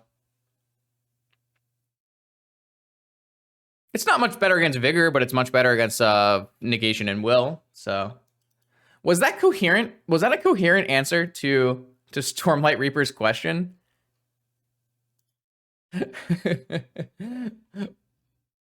There's no written primers. Watch people who play the format. That's how I shrink it, right? And also ask people questions. I think the Discord is like probably, I don't know if underutilized is the right word, but maybe undervalued. I think the Discord is a really awesome place. Not even just because I made it with some good people, but just because that's like one of the only places on the internet where there's a large number of people who actually play the format who can answer your questions. There's a lot of people who play Vintage, but don't have a lot of time to play Vintage, so they don't play very many matches. The people who play the most Vintage are the people who are on Magic Online actively playing matches every week, and so that's where they all are. Not all of them, to be fair. All the English-speaking ones. There's a couple other communities, like the Japanese Discord. There's a large number of Japanese players, but in terms of English-speaking players, that's probably the largest place you can find people who can actually answer your questions. So my opponent dropped a bunch of stuff in play. Time to find out if my Oath of Druids resolves and doesn't get Vigored. I guess I probably should have played Saga. That was probably a mistake. No, I need to play a green source, right?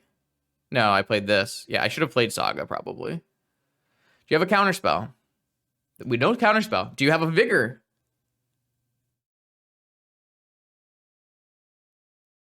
Don't say yes. Ooh, they didn't say yes.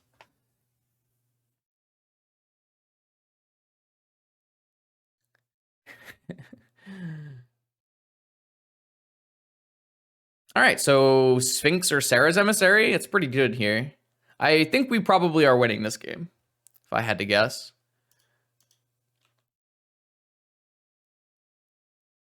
I would like to name instant so that I can't get snapbacked. Right? Card snapback. Card snap back. You may exile a blue card from your hand. Instant speed. Okay, so I'm going to name instant so I can't get snapbacked. This thing already blocks everything on the board, and then my oath will bring in the Sphinx and we'll be good to go.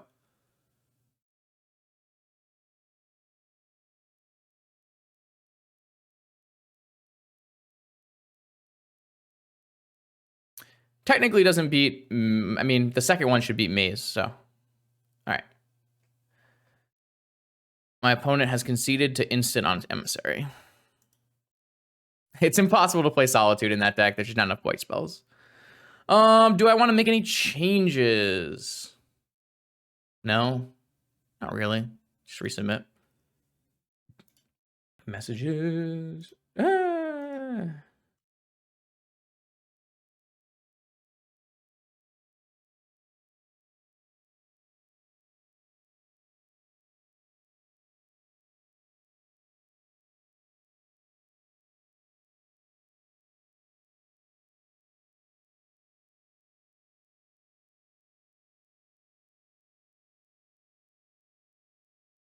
Playing around snapback. I didn't get to play around snapback against you, Jad. So gotta get there when I can. The opponent's deck plays 0 white spells. Yes. In what situations do I bring the Merchant Scroll in? So I brought the Merchant Scroll out because I didn't think it was very good. It might actually just not be very good in the deck at all, as the kind of the conclusion that I've come to so far playing the couple games we have. I put it in because normally you put it in the deck, but I don't actually have like a Dig Through Time or a Gush as a secondary target to Ancestral, which I think is a little sus. You can't get like Mystical and then Mystical for Tinker, so maybe it's not the worst, but this hand is obviously unkeepable. Oh no, we're gonna get baited by this. My opponent kept 7. That's not good.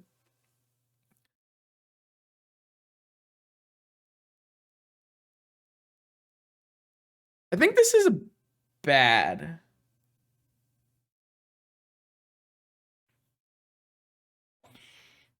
So if the demonic resolves, I can technically get like a Mana Crypt or a Lotus or something and go Tinker with Fluster back up.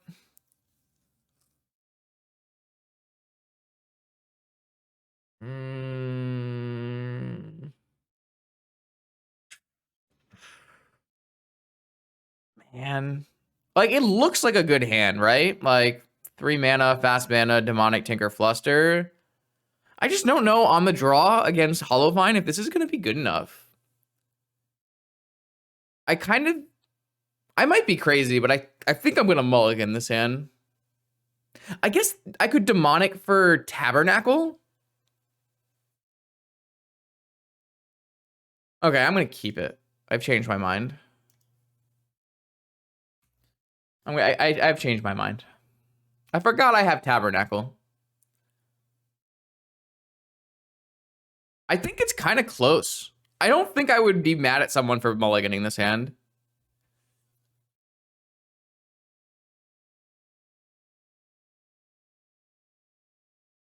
I think it's pretty borderline.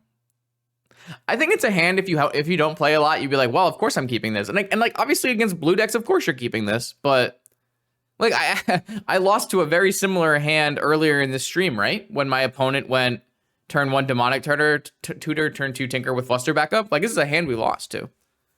I don't think you want to go demonic tutor lotus tinker. That runs into Mindbreak Trap and is kind of a nightmare.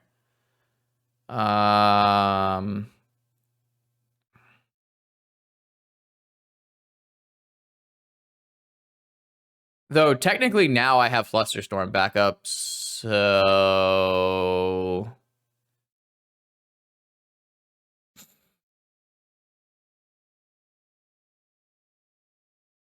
I don't have a Tormod script, right? So I can't get rid of these squeeze.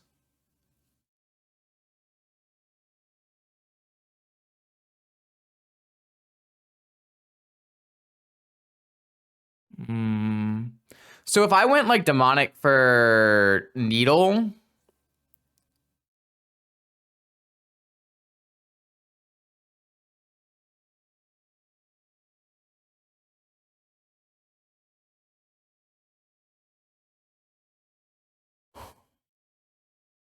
Well, let's see if my demonic resolves.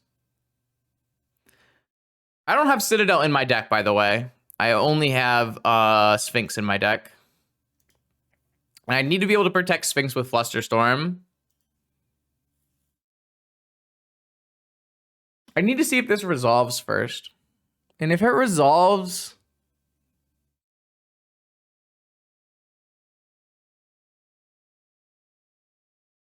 Yeah, so if they have a Mind Break trap, and they don't trap Lotus, we actually come out on top. But if they trap Lotus...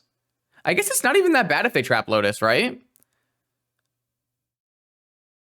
It's not that bad if they trap Lotus. We just untap and tinker with Flusterstorm back up on the next turn, right? Oh, no, because I have to... Yeah. I mean, if they have Trap, Force, and Blue card, yes, that is not good for us. The problem is, will I lose to Snapback against a double squee draw? I feel like that's also certainly possible. How much time do I have? 15? All right, we're good here. I can talk it through a little bit.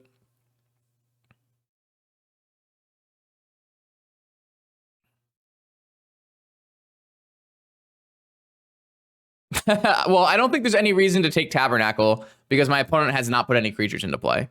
So I don't think that's a very strong line.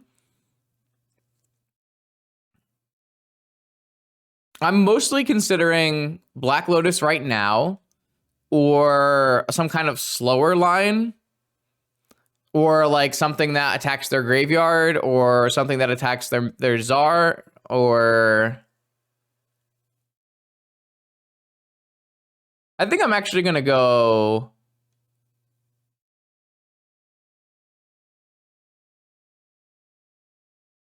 It's really hard for them to trap this. In my mind, it's pretty hard to trap this. Well, the problem is Sphinx isn't extremely fast either.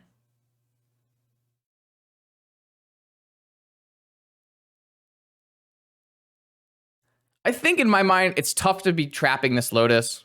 Like, you want to be trapping their last spell. But it's not unreasonable to trap the Lotus by any means. How many snapbacks? It depends on the list. I think Zajad was playing a couple. I don't have a choice at this point. I'm in on my life. I'm not in my life. I'm in on my play.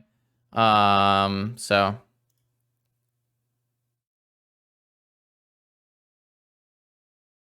Time to find out what they got. They don't have anything right now. All right, well. Can they race Sphinx? No, not really. It's just, do they have Snap here? I don't have Flusterstorm covering it, so.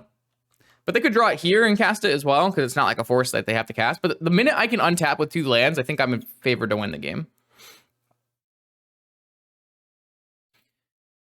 They have a lot of cards at hand, though, because they have Squee, so they are drawing 3 cards every turn.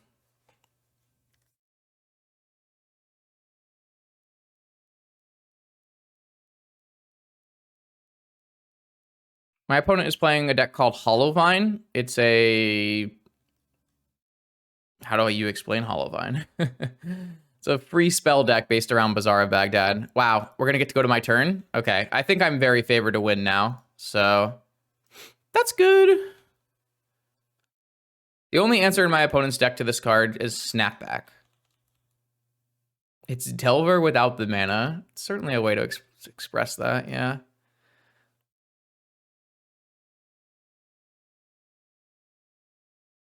It's a tempo graveyard deck.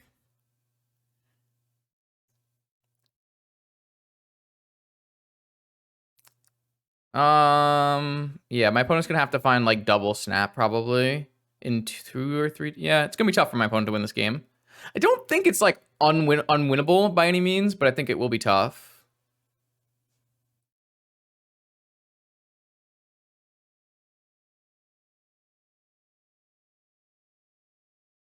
Oh, my opponent hit me with the good call on instance. So that kind of signals to me that I didn't read that.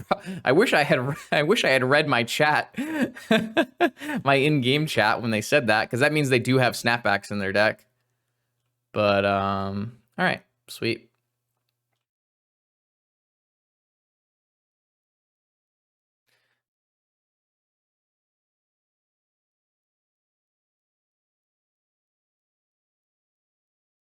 I don't really know. I think I'll just Mystical Tutor for another Fluster, and that should just be good.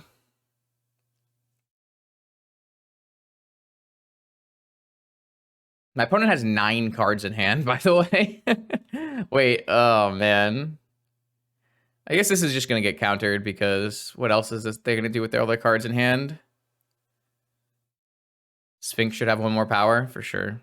Also, then it can't get like, what was the card? Don't remember. I probably should have Mysticaled on my opponent's upkeep, but I was too busy having fun, I guess. I think my opponent's like considering playing some cards to bring back Vines, and they probably are supposed to, because you don't really want to discard the hand size, right? Like if they have 2 hollow ones, they should probably just bring back Vines, even if you're not attacking with them. I don't think that's a big deal. All right, let's cast Mystical Tutor. I don't think this will resolve. I would, after my opponent has drawn 3 cards over the last 2 turns, or 6 cards over the last 2 turns, I have a feeling they have some counter magic. Oh, wow, that just resolved. Okay, well, then I'm just going to get a Flusterstorm. And then I'm going to have double Fluster backup, and they can't ever win through that, I don't believe, so.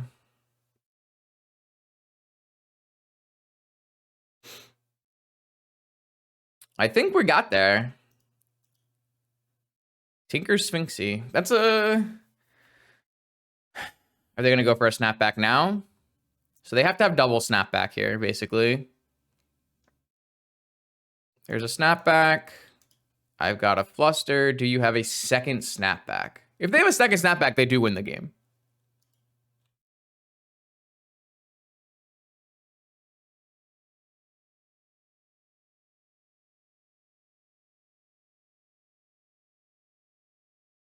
Nice. All right. I think we are going to get there.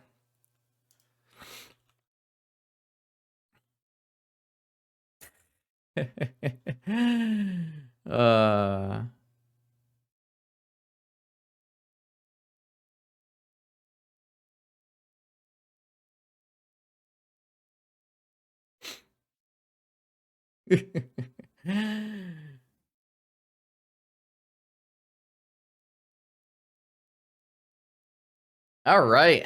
Wow. Oh. Oh, I timed out the wrong person. Unlucky.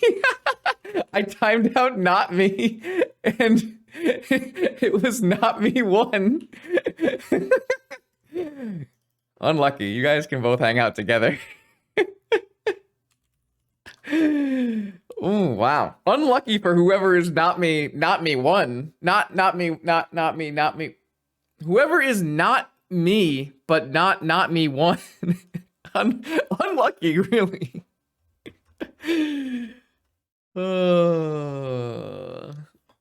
Great success. Great success. Who timed out Asphalt? What did Asphalt do?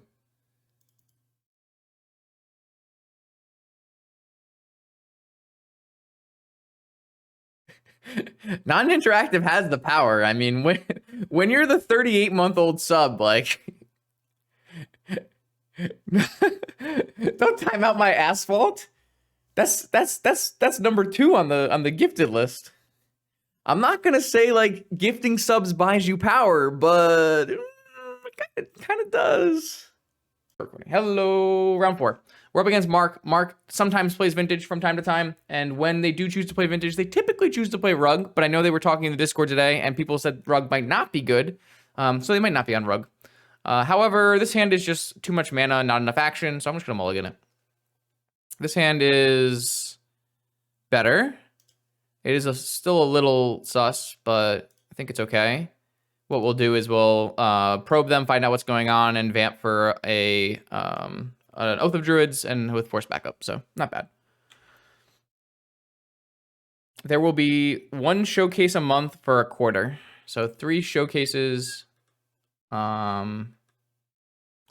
Okay. So that is not Rug. That is clearly it's clearly an artifact. Blue deck, Tinker deck. I wonder if they're on Pia. No. All right. Well, show me your business.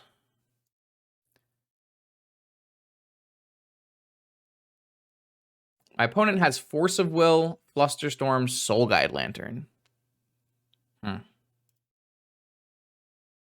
a little awkward because they're probably just going to fluster my stupid vamp here, but maybe they'll use blue mana for something and it'll be fine.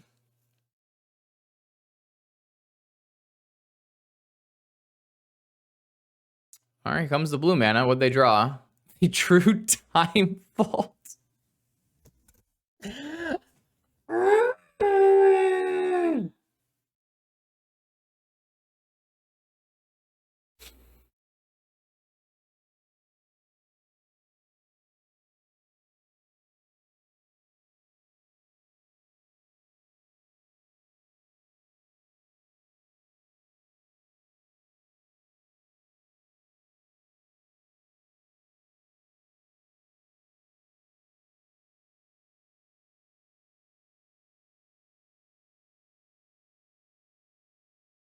All right, so I'm going to bring in Nature's Claims.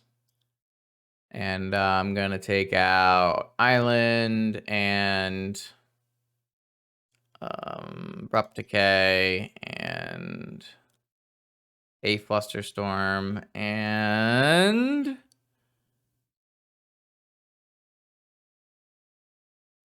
that's good enough, I think.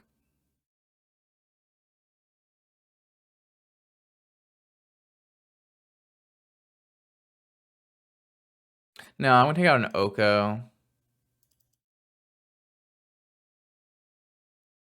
I guess I probably should have let them play that out a little bit to see if they were on 8-cast or if they were on Blue-Black Tinker, but I think it's fine. It's fairly similar boarding patterns for the two. The difference is, like, against 8-cast, I wouldn't keep in flusters, all flusters, but against Blue-Black Tinker, I would keep in more flusters. So, yeah, I was too tilted, okay? I wanted to concede. Nope. I don't board out Mystical Tutor unless they have Pyroblast, typically.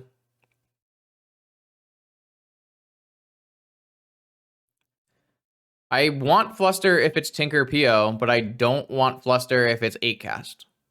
So I've settled on one Fluster with a Merchant Scroll.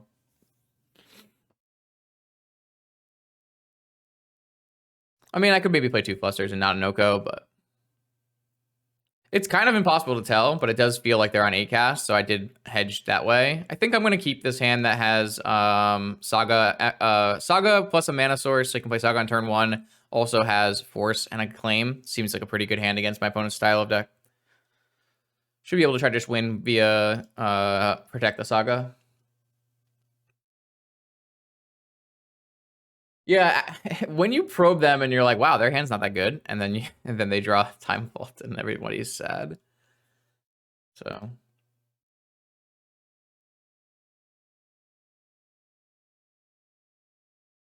all right. What do we got for you? They kept another 7. Okay, Polluted Delta means it's probably not 8-cast, so it means we're more likely we're playing the same deck we played against in round 1, the blue-black Tinker deck. So then we have another interesting question. Are we going to Nature's Claim this Mana Vault, or are we going to just make a Saga token? I think I'm just supposed to make a Saga token. I don't know. I feel like that's the line I want to go with. Obviously, it plays into, like, Tinker, but I think that's fine.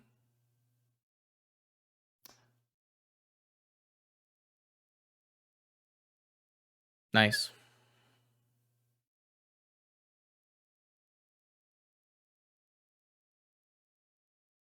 Yeah, but I think, like, I think the downside of not making a Saga token is too high. Like, I think that the claim is not unreasonable, but I mean, what is this? Demonic? Sure. I mean, if they demonic and then tinker with force backup, I guess, but then I still have claim to kill a Citadel, so it's not the end of the world.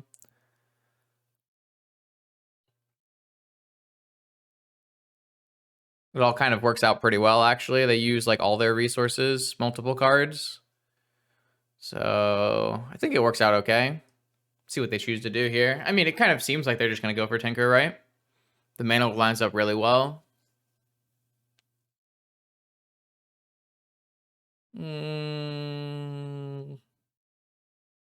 Yeah. Tinker or Ancestral, I would assume. And if they already have Tinker or Ancestral, then they would just get Force. It's not 8-cast. It's a blue-black Tinker deck, probably.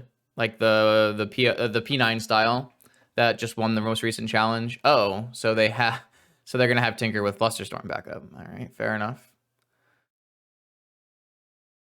Or are they gonna hardcast Citadel? Maybe they have Citadel in their hand and they're gonna go for a hardcast Citadel. That could be true as well.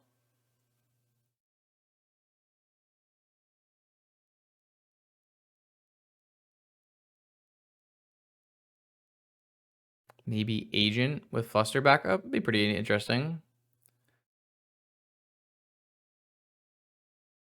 I think this deck plays Hullbreachers and like maybe an Agent. I'm not really sure. Can't remember. I'm pretty sure they just took the most recent winning list from P9 that was posted today. Oh, it wasn't posted. It's on Twitter though. They went for Ponder. What does that mean? Trying to find a Flusterstorm? Must be they mean they have Tinker and they're trying to find Fluster? Chose not to shuffle. Passed. They're passing?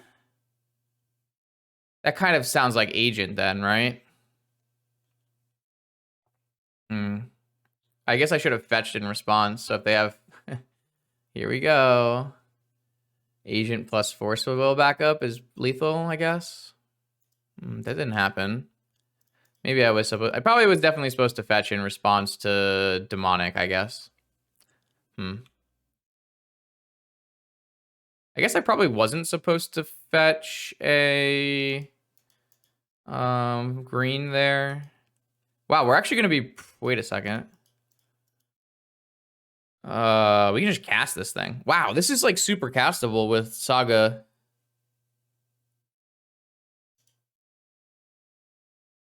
So 1, I can go Soul Ring for 2, 3, 4, 5, 6. So that'd be short. So I have to go Lotus, but I mean, who gives a shit? Why not? I don't get to hold up Claim though.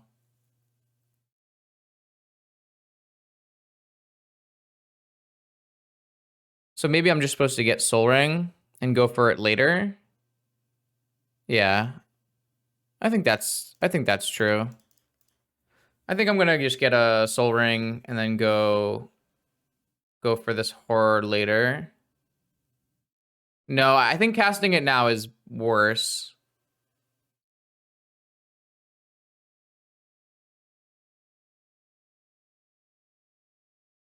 Can't be countered. I understand, but I want to hold up Claim for this turn.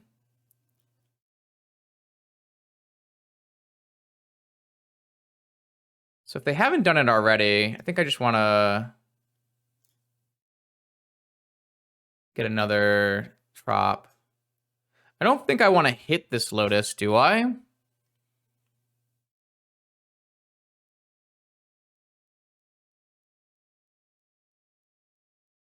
I think I do.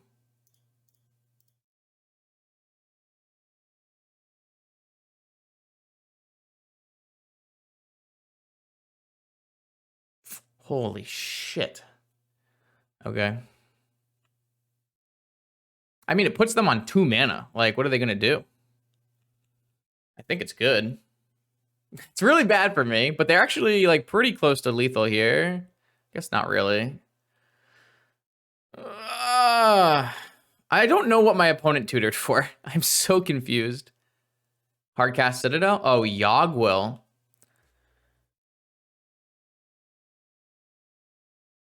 I mean, I could have held open Memories Journey.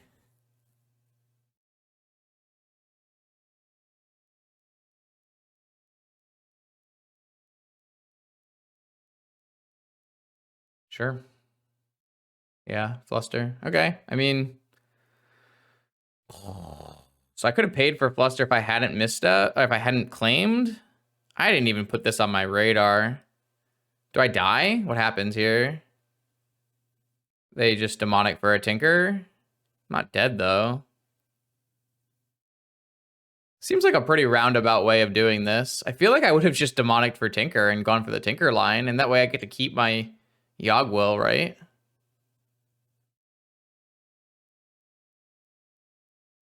If I'd played the Horror, my Force would have bounced the Yogg. Interesting. Yeah, maybe that was better. I mean, they went for the Tinker line eventually, but I don't know. I feel like I would have rather. I mean, this can just brick, right? They've already played a land. They're at 9 life. This is this could lose. Ooh, Opal. Maybe they are on PO then. Like any spell off the top here puts them in lethal range. They are on PO. All right, they have to win here. This is the turn. They have to win.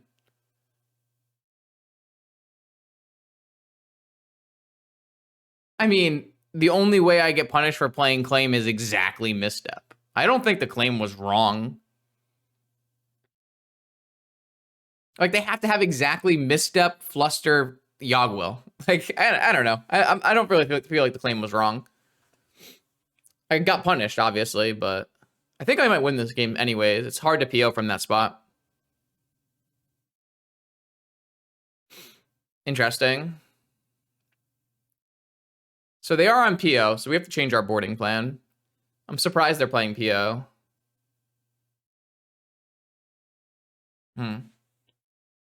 Yeah, there was a couple options there, and we certainly failed to read what our opponent was trying to do.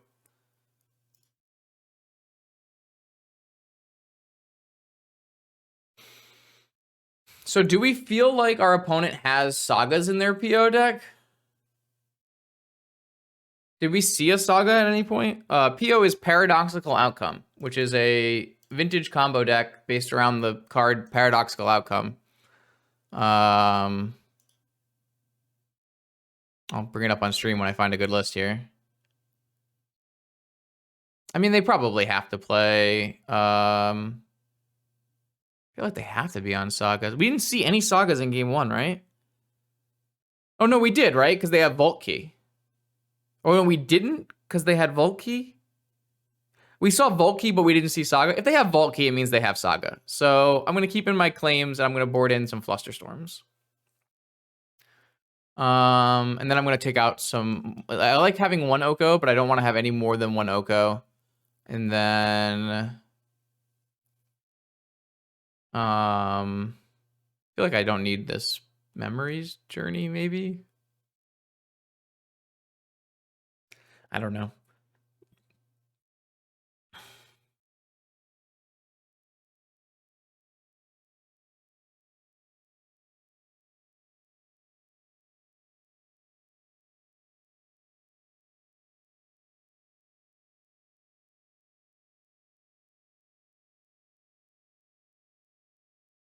Okay, so we did board incorrectly by not making them play it out, though I'm not sure if I could have identified if they were on PO, if they just like... So the thing that all my opponent has to do in game 1 is untap Key until they find a Saga and kill me with it. I guess that would have at least told me they had Sagas. I kind of made that assumption. Maybe I shouldn't have made that assumption. We did see a Soul Guide with Probe, which is probably a reason to make the assumption they are on Saga. So... Like, I didn't think, like, playing out the game would really matter unless they made a mistake, so I just decided that wasn't worth the time. But it did mean we boarded incorrectly in game 2. Didn't matter, which is nice, but if I was my opponent, I think I would have gone... I don't know. I'm not sure I really liked their line very much. I'm going to mulligan my 7-mana hand and keep this one. Is it a turn 1 kill? No. I'm 2 mana short. I mean, this hand does die to like a crazy hand from them, but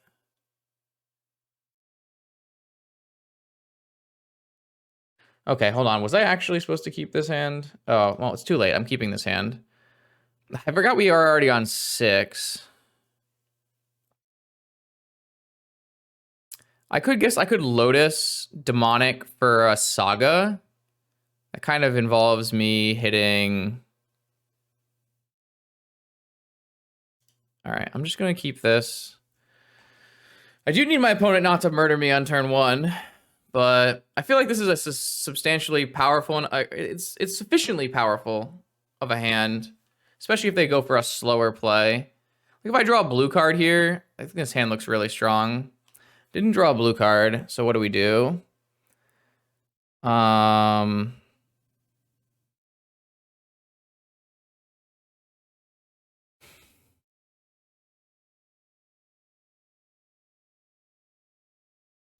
There's Demonic for Ancestral, but it plays really poorly into my opponent's things that are happening right now. Like this is pretty obviously representing Flusterstorm. I'm thinking I might just go Rainforest, Lotus, upkeep, fetch a Trop. I'm gonna play the Lotus because I want to be able to pay. Well, I guess there's no like I could pay for a Flusterstorm or something on a Nature's Claim. It seems like pretty minor, but so I'm gonna ban this shit.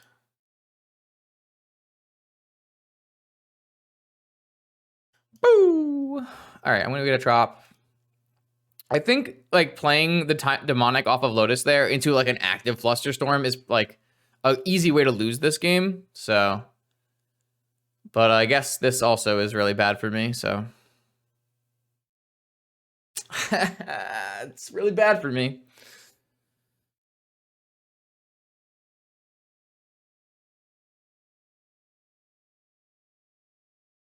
I mean, this is probably probably Ancestral, but it could be, you know, they could still have like Mana Crypt or something in their hand and they go for a Tinker.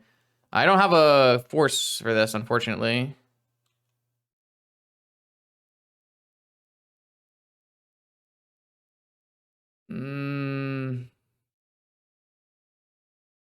All right, so they have a 7-card hand. We have another fetch land. I really needed to draw a blue card at some point.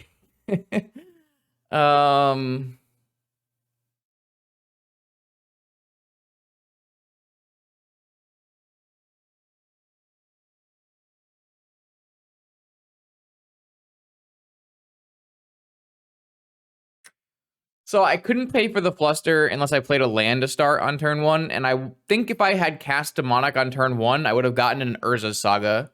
So I don't really know what I want to do anymore. Like I can get a Demonic now. I could get a Demonic, and I could use my Lotus and cast Ancestral on their upkeep. I could get a Demonic and just get a key.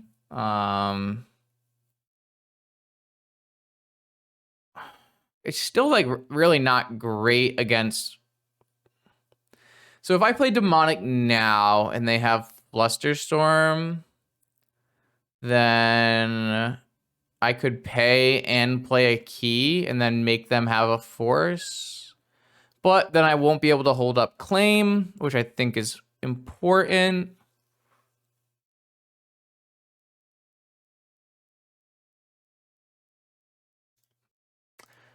Drawing lands has not been what we wanted here, I think.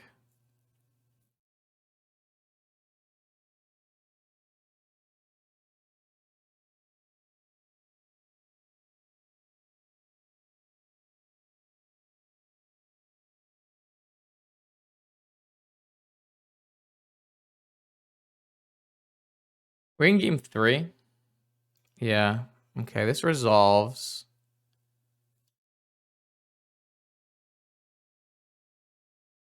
So what I could do is I could do what they did. I can get a Yogwill, and then my next turn would consist of cast Yogwill. Oh, that's not even that good. I don't like that. Might just be get key and just try to draw a blue card and hope it works. Narset plays around Fluster. An interesting line for sure.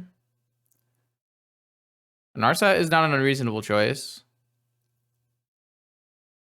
It leaves me pretty high and dry if they have a Force of Will. Whereas if I get a key and I draw a blue card, I have a Force of Will, and that whole line plays around Fluster, right? I think Ancestral would be the one of the worst choices you could get here. I think it's quite bad. Like you could, I guess, go and get Ancestral and crack Lotus on their upkeep and cast Ancestral, which beats Fluster, but is that really what we want to be doing? I don't know. I think I would rather go with the Nars. I think like it's pretty reasonable to read that they have a Fluster right now. I mean, they might not have a Fluster, but I think it's like not a unreasonable read. I think there's a reasonable chance we win the game if we just get a key, untap, and have a draw blue card off the top, right? 6 mana.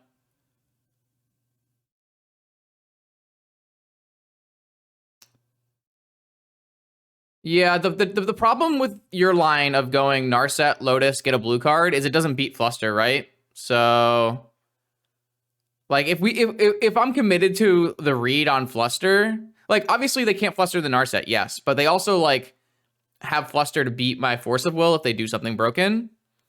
And maybe there are less broken things to do if there's an Narset in play, and that's very likely true, but like Ancestral's already gone, so it would have to be they're holding a bunch of Moxen and they have a PO in their hand or something.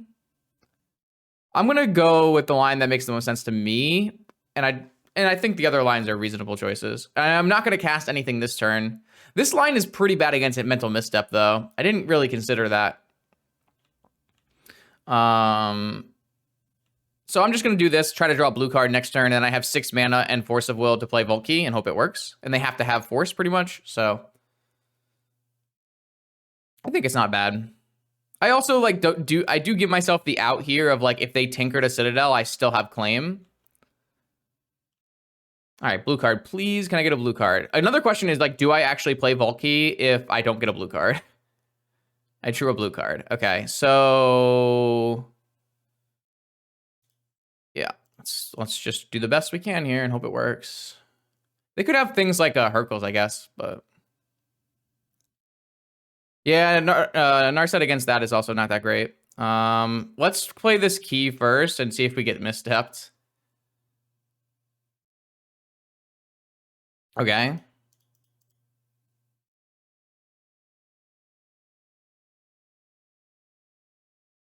We could have led with claim, but then that makes it harder for us to beat Force Fluster. I guess we can't beat Force Fluster no matter what. In that case, maybe we should just claim this and move to next main. Fair.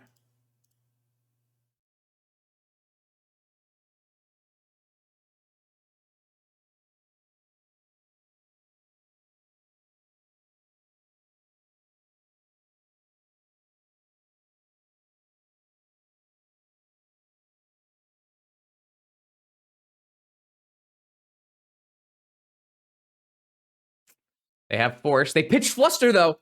They pitched Fluster. We had the Fluster read. Do they have 2 Flusters?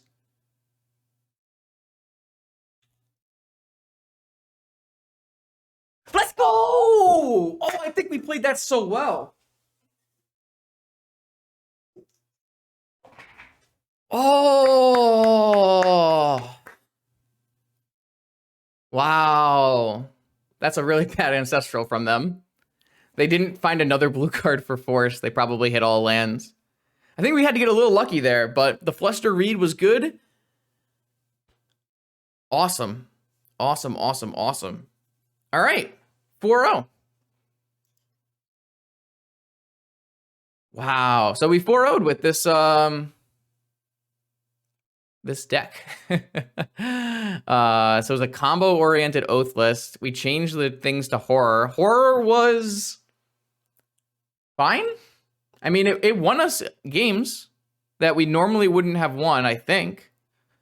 We didn't do like a ton of like oathing into just like random oathing, so it didn't really come up very much. We also didn't play against any Pyroblast decks. We played against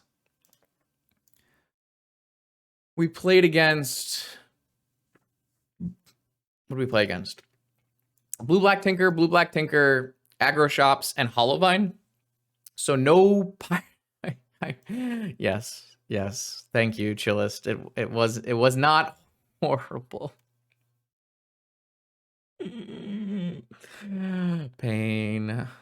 Oh yeah, this works. I mean, like theoretically, you could take this deck and just swap these Hullbreaker horrors and play like Sphinx and Grizzlebrand, or 2 Grizzlebrands, or Grizzlebrand Runescar Demon, or kind of anything. And it would probably still be just as good. But I don't know. Yeah, that's the biggest thing, Levi, is that I'm really not sold on the Hullbreaker because of Pyroblast. Also, we didn't get to do any Hullbreaker combos. Like, we didn't get to do infinite mana with 2 Moxen and then like replay my Narset over and over again. We didn't get to do any of those kind of fun things, which I'm kind of disappointed about. Maybe we'll do another stream with Hullbreaker sometime. Like, the article that I showed you in round 2 has like a lot of different things detailed where you like do infinite loops with Moxen and then do random things to win the game. Like infinite life with Oko, infinite creatures with Oko, infinite impulses with Narset. Like there's some cool things you can do with Hullbreaker that we didn't actually get to do at all, which is sad. But though we also didn't tinker for a Citadel in any game, which is wild. We actually 4-0'd without tinkering for a Citadel. And there's Tinker Citadel in our deck. So that's actually a good sign. If the deck can win without Tinker Citadel, like imagine when we draw some Tinker Citadel. The Saga was legitimately very good. I'm gonna give it the seal of approval. It is weird. Saga is weird because you have to get off the Oath plan, but as long as the Saga plan is good enough to win on its own, it doesn't matter. Like there was at least one time where we had going with the Saga plan and we drew Oath. But I don't think it ended up mattering in that case. So it's probably fine. It's just really weird because Saga doesn't play well with your Oath plan, but this isn't the worst Citadel deck I've ever seen, but it's a very bad Citadel deck. You have 18 lands, you know? So, I don't know. I'm not sold on these like Saga combo Oath decks, but if you just view them as very separate things that you could choose to do, then maybe it's just really good. It is worth noting we played against one Force of Vigor deck. And that's, in my mind, the thing that really holds Saga back. Like, when you get a Saga Vigored, and like, there were a lot of moments where I said, if my opponent has Vigor, we just die. So those are the things that like I'm concerned about. Like, I would like to get more matches against Force of Vigor decks to sanity check the Saga plan, which also, like, man, if we get Vigored and they kill like a Saga and an Oath, geez. And then I'd like to play against more Pyroblast decks to sanity check the Horror plan. However, I know that not all the decks are playing 2 Horrors. I just played 2 Horrors because I wanted to see how good it was. I've seen 1 Horror, 1 Emrakul. I've seen 1 Horror, 1 Sphinx, and I've seen 1 Horror, 1 Grizzlebrand. So like it's probably correct to play like 2 different threats, but I just like I said, I wanted to see the combo happen, and the combo never happened.